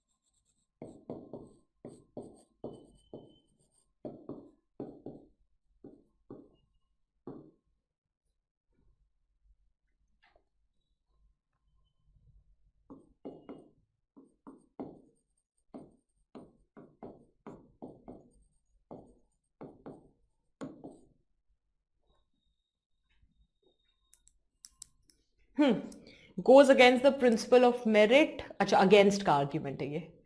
Backward class to develop, those who are already developed still using reservation. Anushka, perfect. Ensure equality as the basis of meritocracy. Amit, okay, perfect. Against Article 14, okay, to achieve a caste-free society, okay. Mostly benefit is why, हाँ, perfect Ayushi. ये किसने लिखा है यार? Kritika, okay. Equity vis-a-vis equality, good. Historic operation, constitutional mandate on merit, ठीक है. Few elite people, reservation better criteria. Economic reservation is a better criteria than social, goes against the concept of merit. Okay, perfect. Okay, perfect. Perfect.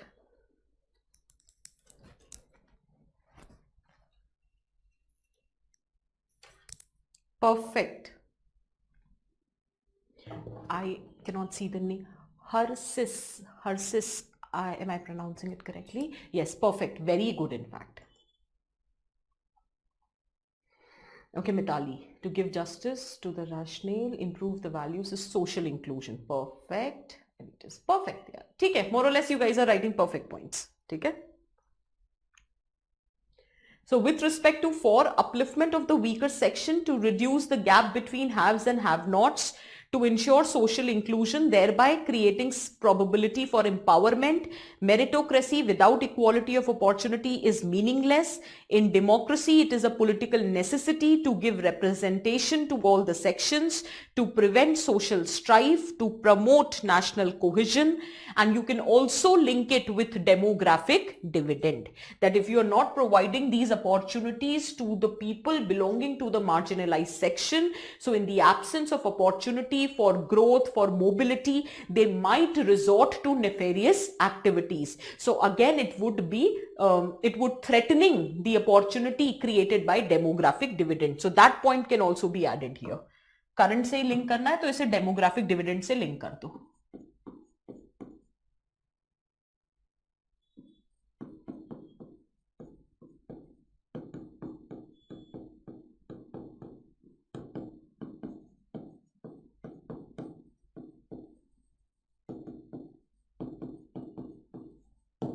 Demographic dividend.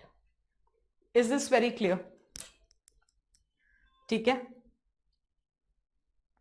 Against,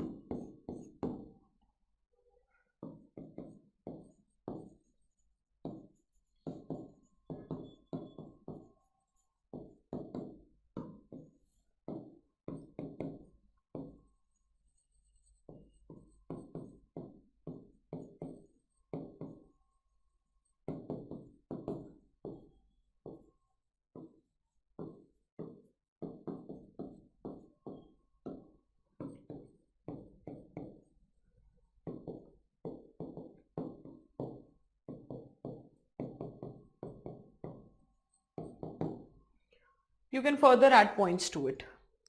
It has further strengthened the caste consciousness. ये भी लिख सकते हैं. किसी ने बोला था ना कास्ट फ्री सोसाइटी देखनी है, एक पॉइंट दिया था. So although that was the objective, but on the contrary, it has strengthened the caste consciousness. बिल्कुल perfect. The concept of welfare state, this can be added here. In fact, the concept of welfare state says that it is the duty of the state which protects or promote the economic and social well-being of its citizens. So obviously to promote the agenda of the welfare state. Absolutely correct. किसने लिखा है यार? अच्छा point है. Neha, very good. Neha, vote bank और politicisation दोनों एक ही point में आ जाएंगे बच्चे, और बाकी ठीक है.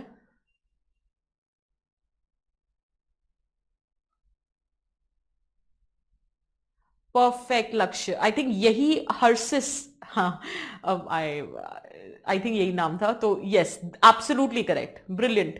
इनफैक्ट गाइज ये लिख लो.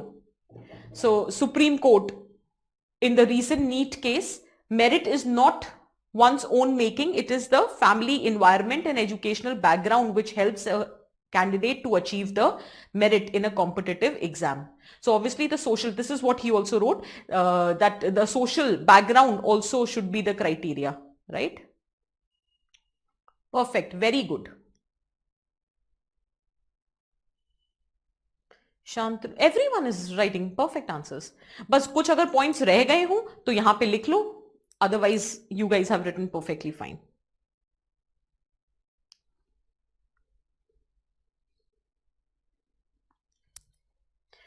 Tomorrow do we have a class? Yes, we do have a class tomorrow. Manish, कल क्लास है क्या? If you have written just let me know. कहाँ बच्चे? What is deprivation? कहाँ लिखा मैंने? Relative deprivation. This is relative deprivation. So sorry. वो नाला, अरे ये तुम लोग के रिस्पॉन्स पोर्टल पे तो जजमेंट लिखा हुआ है. किसने लिखा था अभी? लक्ष्य ने. लक्ष्य हैज रिटन दी जजमेंट. ये देखो मनीष, इसको हाईलाइट कर दो तो इस कमेंट को. रिसेंटली सुप्रीम कोर्ट इन AIQ इन नीट केस सेड. इसको हाईलाइट कर दो तो मनीष, इस वाले स्टेट कमेंट को लक्ष्य ने लिखा है. ठीक है. सब ऑल्टर्न पर्सपेक्टिव कौन लिख रहा है भाई? To support subaltern sections, Anju, ठीक है, परफेक्ट।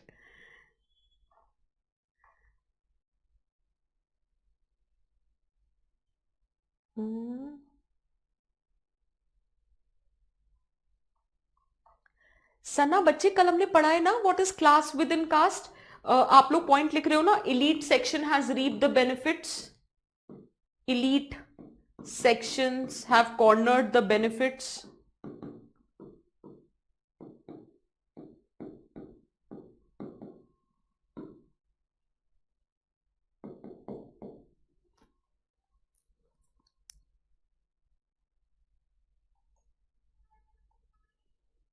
ठीक है,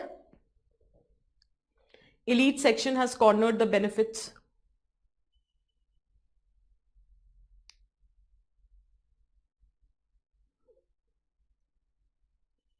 increased, I'll just read it out. Against me compromises the notion of meritocracy, widen the social cleavages, relative deprivation among forward caste, increase violence against SC/ST due to threat to hegemony of upper caste. Then class within caste, that is the elite section have cornered the benefits. Then the entire agenda of reservation has been reduced to the status of a political tool in the hands of politicians to serve their vested interest. It has further strengthened the caste consciousness. Is that clear?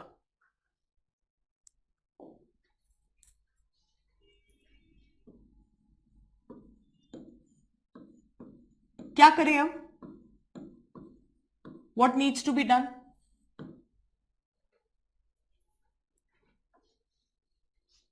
What is supposed to be done?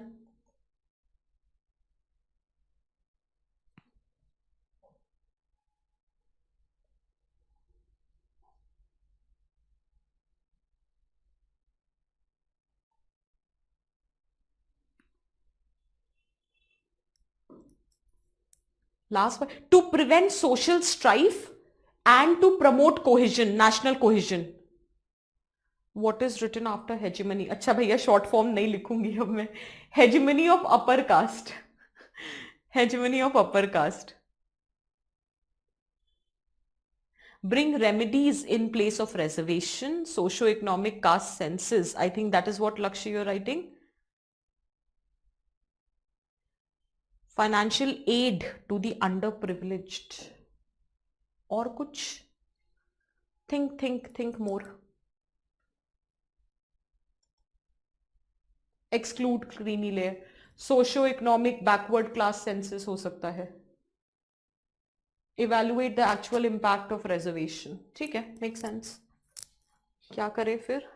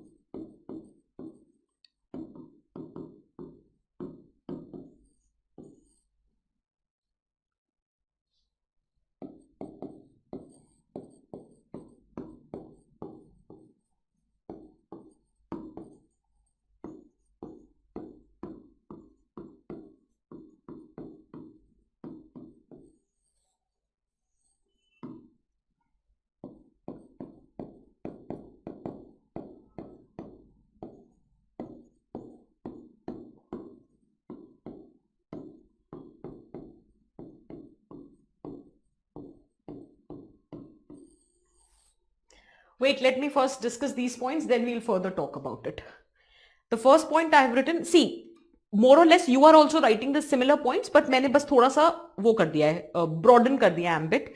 First, develop new yardsticks to determine backwardness.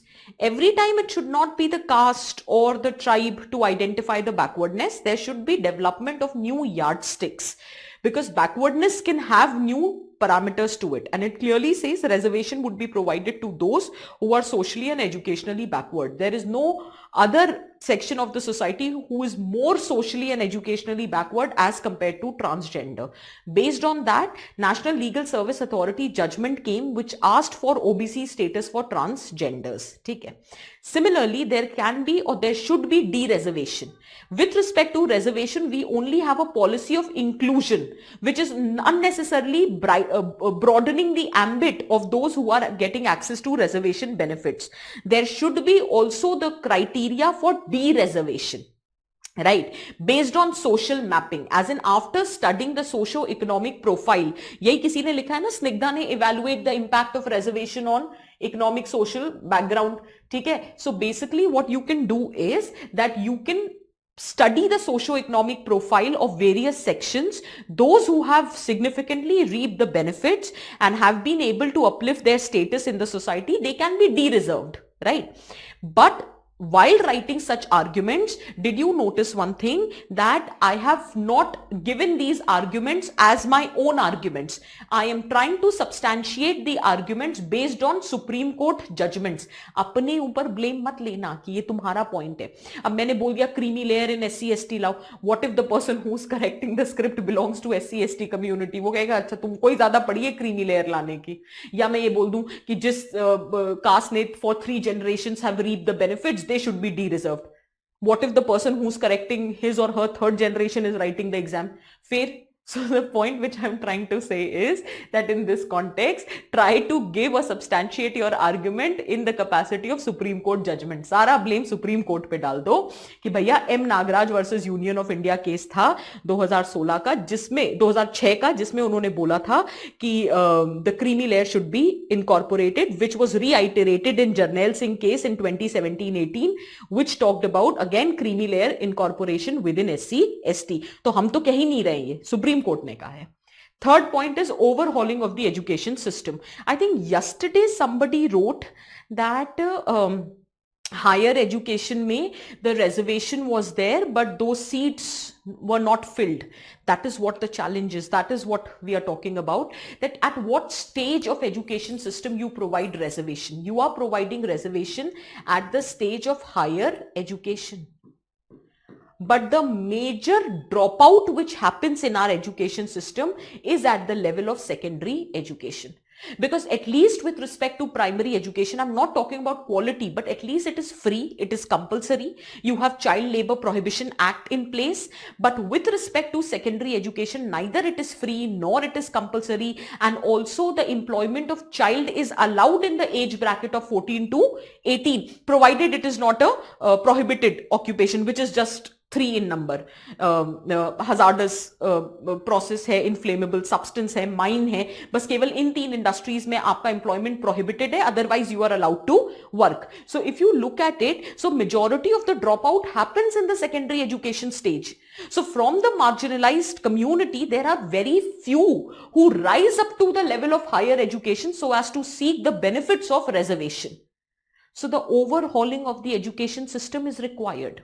If you put in place, although it can be a very idealistic or a far-fetched dream, but this has to be made a reality, right? And the good thing about national education policy is, for the very first time, the focus has been on early childhood care and education as well as secondary education, vocational training. So these are good things, right? So the point I'm making here is that overhauling of the education system is required. If you have primary education, secondary education, qualitative, equitable, well in place, then automatically the need for reservation at the higher education level would decline. Is that very clear? आज भी वो exist करता है यार कि lower caste के बच्चे खिड़की के बाहर खड़े होकर पढ़ाई करते हैं because they are not supposed to sit in the same classroom as that of upper caste. आज भी ये सारी problems exist करती हैं. तो फिर तो reservation कैसे हटा दें यार?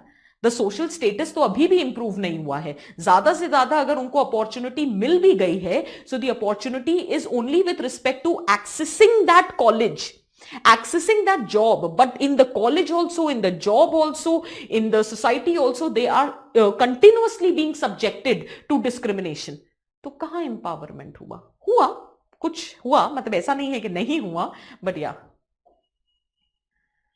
Is that very clear?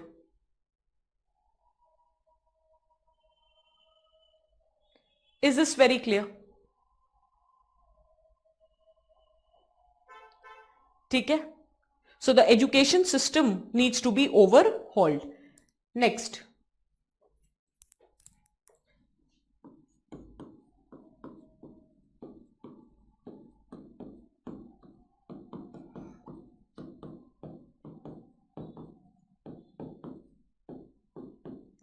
This point I have already highlighted.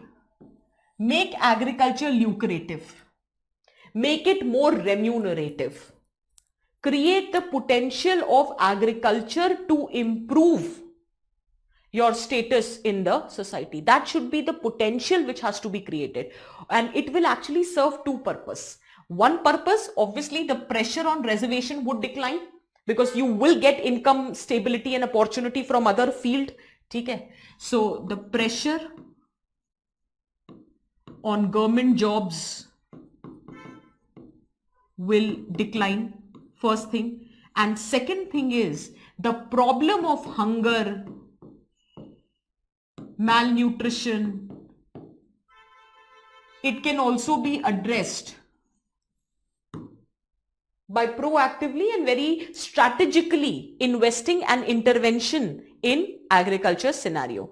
M.S. Swaminathan has said a very famous statement once. He said, future belongs to nation with grains, not with guns. That is the importance of agriculture sector which has to be realized.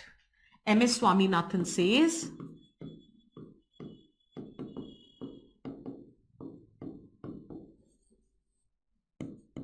ये आप कहीं पे भी use कर सकते हो.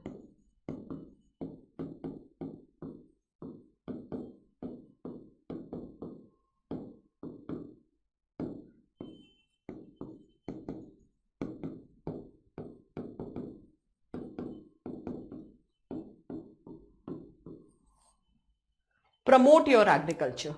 It will ensure that you are going to be able to achieve the sustainable development goal number 1, sustainable development goal number 2, sustainable development goal number 3, sustainable development goal number 5. Is that clear?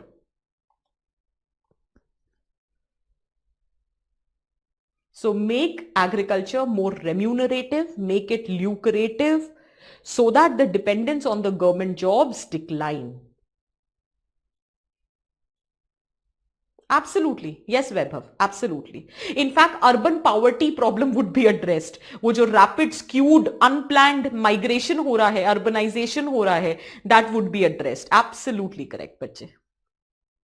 Next, perception management.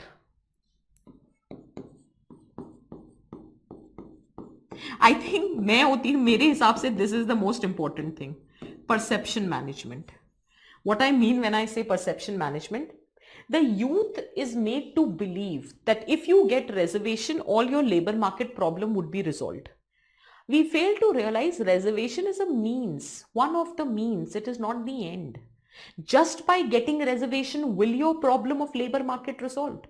Suppose you've been brought under the ambit of reservation. Does it guarantee you a job? What if there is no job only? Then what will happen? Currently, it is being said majority of our job are being outsourced. The current government is talking about they are doing privatization. It talks about minimum government and maximum governance. Whether very less number of administration or the government jobs, but more efficient governance. That is what they are looking. They are trying to make use of the private sector. They are outsourcing the task to the private sector wherever it is possible. Job ही नहीं है, reservation तुमको कहाँ चाहिए? Group C, Group D services, the jobs, the vacancies which used to be, they have significantly declined. In fact, अब तो ये भी बोल दिया गया कि हमको IAS की जरूरत है क्योंकि IAS में शॉर्टफॉल है. प्लीज सीट्स बढ़ाओ. So the point here is that with respect to SSC exams, with respect to banking exam, with respect to Group C, Group D services, that is what I'm talking about. The point here is the number of seats, the vacancies have significantly declined. Reservation का करोगे क्या? Handful of seats हैं, तो उसमें reservation अगर मिल भी गया तो it will unnecessarily create more competition.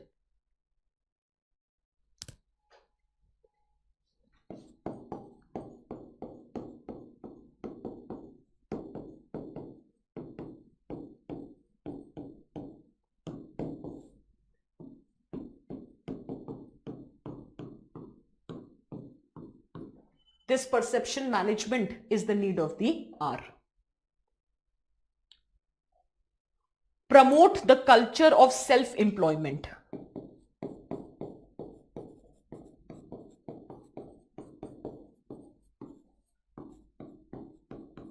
Entrepreneurship. Make them or enable them to become a job giver rather than a job seeker. Enable them to become a job giver rather than a job seeker.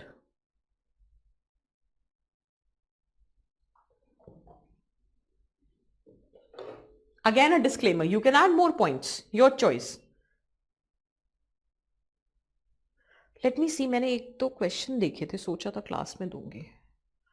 If you've written this much, I have some question for you. Just practice this question. See whether you are able to do it or not. Write down a question.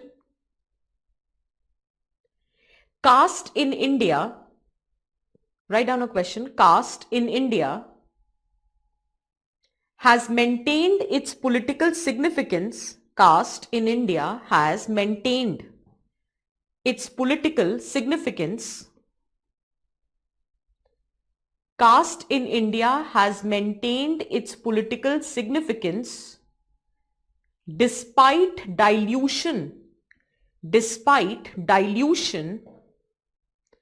of its social character.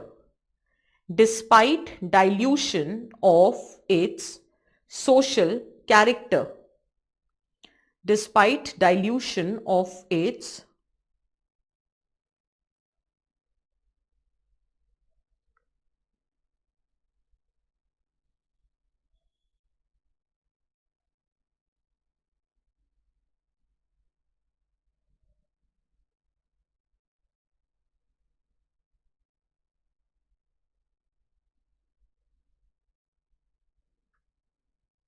I'll repeat.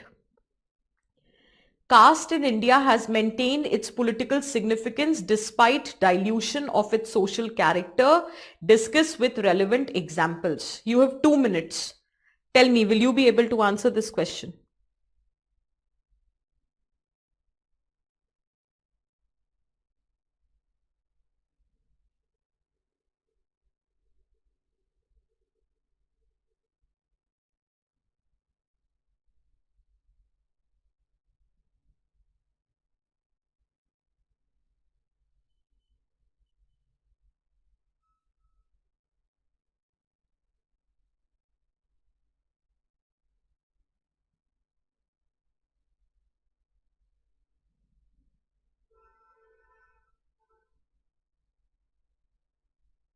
Very quickly, tell me, will you be able to answer this question?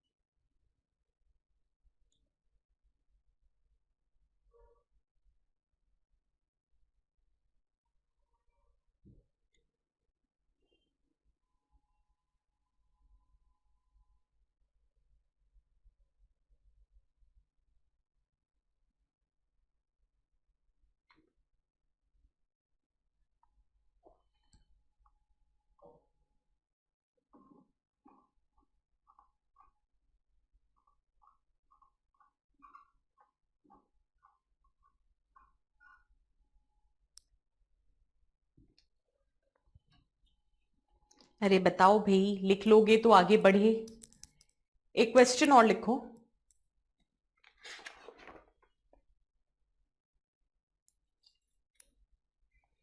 To what extent reservation policy in India, to what extent reservation policy in India has, to what extent reservation policy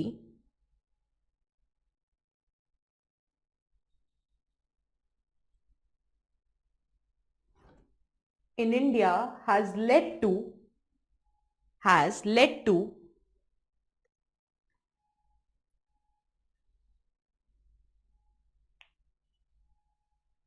empowerment and inclusion of marginalized section. To what extent reservation policy in India has led to empowerment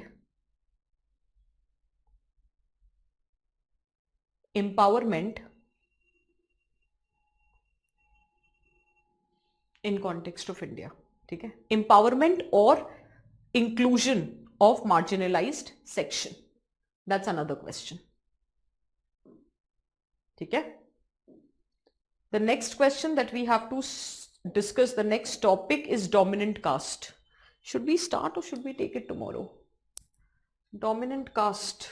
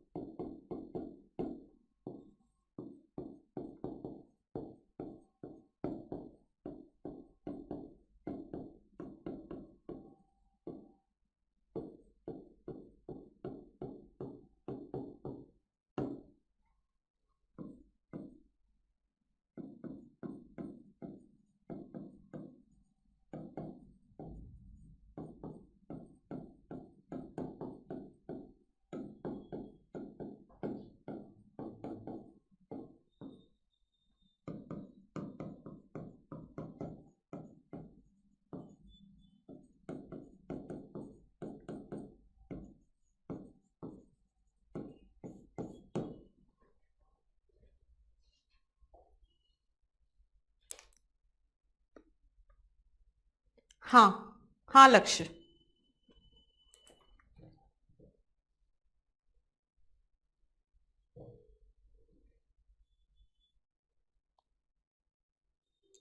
C dilution of social character basically means a purity and pollution dilute हो गया है, urbanisation की वजह से separation of contact नहीं है, secular pattern of living है, anonymity है, हेट्रोजिनिटी है, ट्रांसपोर्टेशन कम्युनिकेशन के मॉडर्न मोड्स हैं, then obviously the economic relationship has also underwent a change.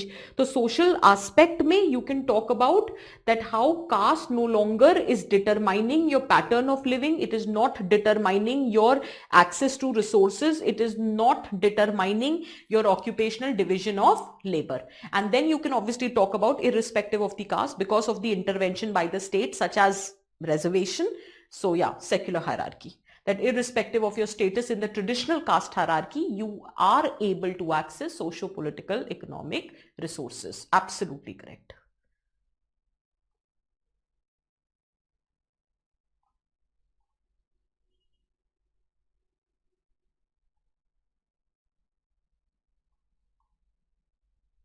कल ले, हाँ मैं भी खुद भी बोर हो गई इतना पढ़ा पढ़ा के ये बना लो बस, फिर कल बात करेंगे।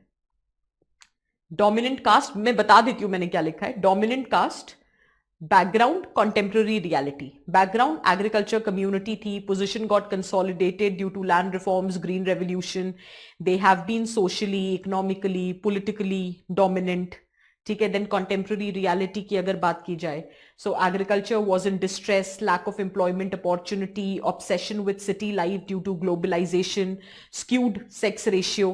That is a very specific point to Jats. I read an article in Indian Express. Christopher Jefferley has, he is a sociologist. So Christopher Jefferley का एक article था कि Jats में specifically in context of Haryana, why they are demanding reservation under OBC status because of skewed sex ratio.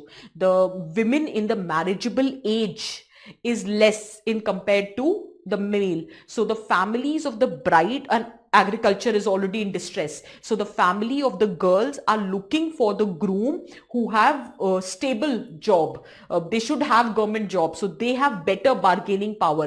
So those boys who have government jobs have better bargaining power in the marriage market because of agriculture in distress, because of skewed sex ratio. So this is very specific, this finding was very specific to Jats, and it was there in Indian Express. ठीक है ना? Is that very clear?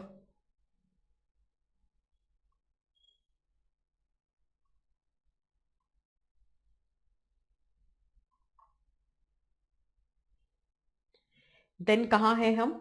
हाँ, फिर upper caste, dominant caste, lower caste. So I have written that dominant caste is feeling relatively deprived. Relative deprivation is with respect to, in comparison to some other section. So they are feeling relatively deprived with respect to upper caste. They are feeling relatively deprived with respect to the lower caste. So dominant caste believes they cannot compete with the lower caste in the government jobs due to lack of reservation. Same dominant caste believe they cannot compete with the upper caste in private jobs due to lack of education, because they were always the agrarian community. They have not emphasized much upon the attainment of the education. So that is why currently, because of the problems they are facing in the labor market, dominant caste like Reddy, Khamma, Patidar, Jats, they are demanding inclusion in the OBC list. Is that very clear? Okay. So this is the point of interaction.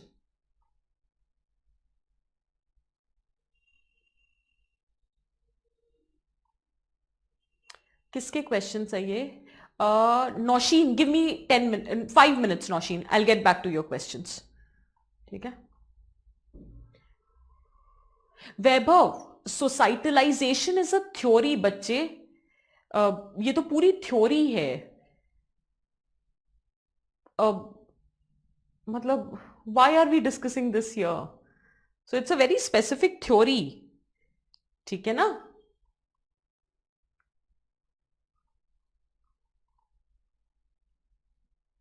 Nausheen, एक second. Has everybody written this? So with this officially we are concluding the lecture. I'll just answer the question of Nausheen right now. Nausheen, your question is, okay, officially we have concluded the lecture. Okay, so I'm just answering Nausheen's question right now. In the life cycle of joint family, we studied that reintegration may be forced. Acha, where family integrates with new members, voluntary also. ठीक है. So can we say the origin and the members doesn't matter? What matters is the formation of joint family. बच्चे matter से क्या मतलब है? Members doesn't origin and the members doesn't matter. मेरे को नहीं समझ. I am so sorry Nausheen, मेरे को ये नहीं समझ आ रहा what are you trying to ask कि origin and members doesn't matter. किस चीज का ओरिजिन? फैमिली का ओरिजिन? ऐसा कुछ नहीं है यार. अगर मतलब ये पूछ रहे हो आप कि फैमिली का ओरिजिन नहीं मैटर करता है या ऐसा, this is not the thing. The thing is that it's not about why it matters और वेदर इट मैटर्स और not. Absolutely that's not the concern only. The concern is that what is the process which we are undergoing. So this is about the process that we are undergoing.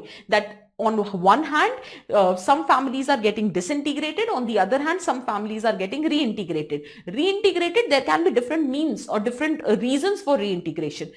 So यहाँ पे matter करने वाली कोई बात नहीं है. ये बस एक process है जो हम observe कर रहे हैं. ठीक है. How to differentiate between social and economic factors? Legal intervention. As I attempted the question, I tried to form the table. Acha, social and economic rather than push and pull. So I faced a problem there. Economic factors, which is dealing with your income, which is dealing with your job, which is dealing with the GDP of the nation and everything. So that is economic factors, right? And social factors is related to the societal aspect, like family, marriage, caste, religion, education, health. These are the social factors which deals with various aspects of your life, as in the social capacity, societal capacity, let's put it this way. Now since you asked, I'll answer this. Often क्या होता है कि social and economic की जगह socio economic factors आ जाते हैं, क्योंकि अब सोशियोलॉजी एंड इकोनॉमिक्स, अगर हम डिसिप्लिन की बात करें तो डिसिप्लिन अपने आप में बहुत इंटरडिसिप्लिनरी हो गया है. These discipline are not mutually exclusive. For example, एक टाइम था जब आप पढ़ते थे पॉवर्टी इकोनॉमिक्स में, बट अब हम पढ़ते हैं ना social cause of poverty, poverty vis-a-vis caste, poverty vis-a-vis gender. You are studying the factors in economics which are affecting the labor force participation of women. Economic survey has talked about feminization. Economic survey has talked about patrilineality and patrilocality. Is that very clear? So now more and more interdisciplinary approach is emerging. That is why जब हम कोई question को answer करते हैं तो इसलिए बहुत important होता है to understand in what or on what dimensions the question has to be answered. For example, ये push and pull factor जो मैंने दिया वो इसीलिए आपको दिया क्योंकि migration as a concept को समझें, या आप जैसे suppose करो child labor as a concept, ये economical concepts हैं, तो इनको बेटर आंसर करने के लिए push and pull bifurcation is more effective. It would be easy for you to structure the answer in that capacity. जैसे अगर मैं कभी भी चाइल्ड लेबर आपसे डिस्कस करूंगी तो मैं कॉजेज में socio political economic administrative causes नहीं लिखवाऊंगी. I will discuss it in the capacity what are the push factor, what are the pull factor, because child labour is an economic concept which has a social ramification to it. Is that very clear? I hope you understood. So economic factors are more related to your income, more related to efficiency at workplace, more related to your wealth, okay, your savings, your investment. Social factor is the societal interventions. So like family, marriage, caste, religion, education, health, that is social concept. I hope, Nausheen, you've understood. हाँ वैभव, वो state list अलग होती है, central list अलग होती है, इसलिए. ठीक है ना. Ma'am under caste feature we commensalism. अच्छा, what it is Shantanu, commensality का मतलब होता है interdining. The rules which governs the exchange of food, water, और the rules which governs interdining. जैसे कि upper caste people, lower caste people are not allowed to interdine with upper caste people और vice versa. ठीक है ना. So commensality मतलब rules which governs the exchange of food, water, or whether you can interdine together or not. ठीक है, that is commensality.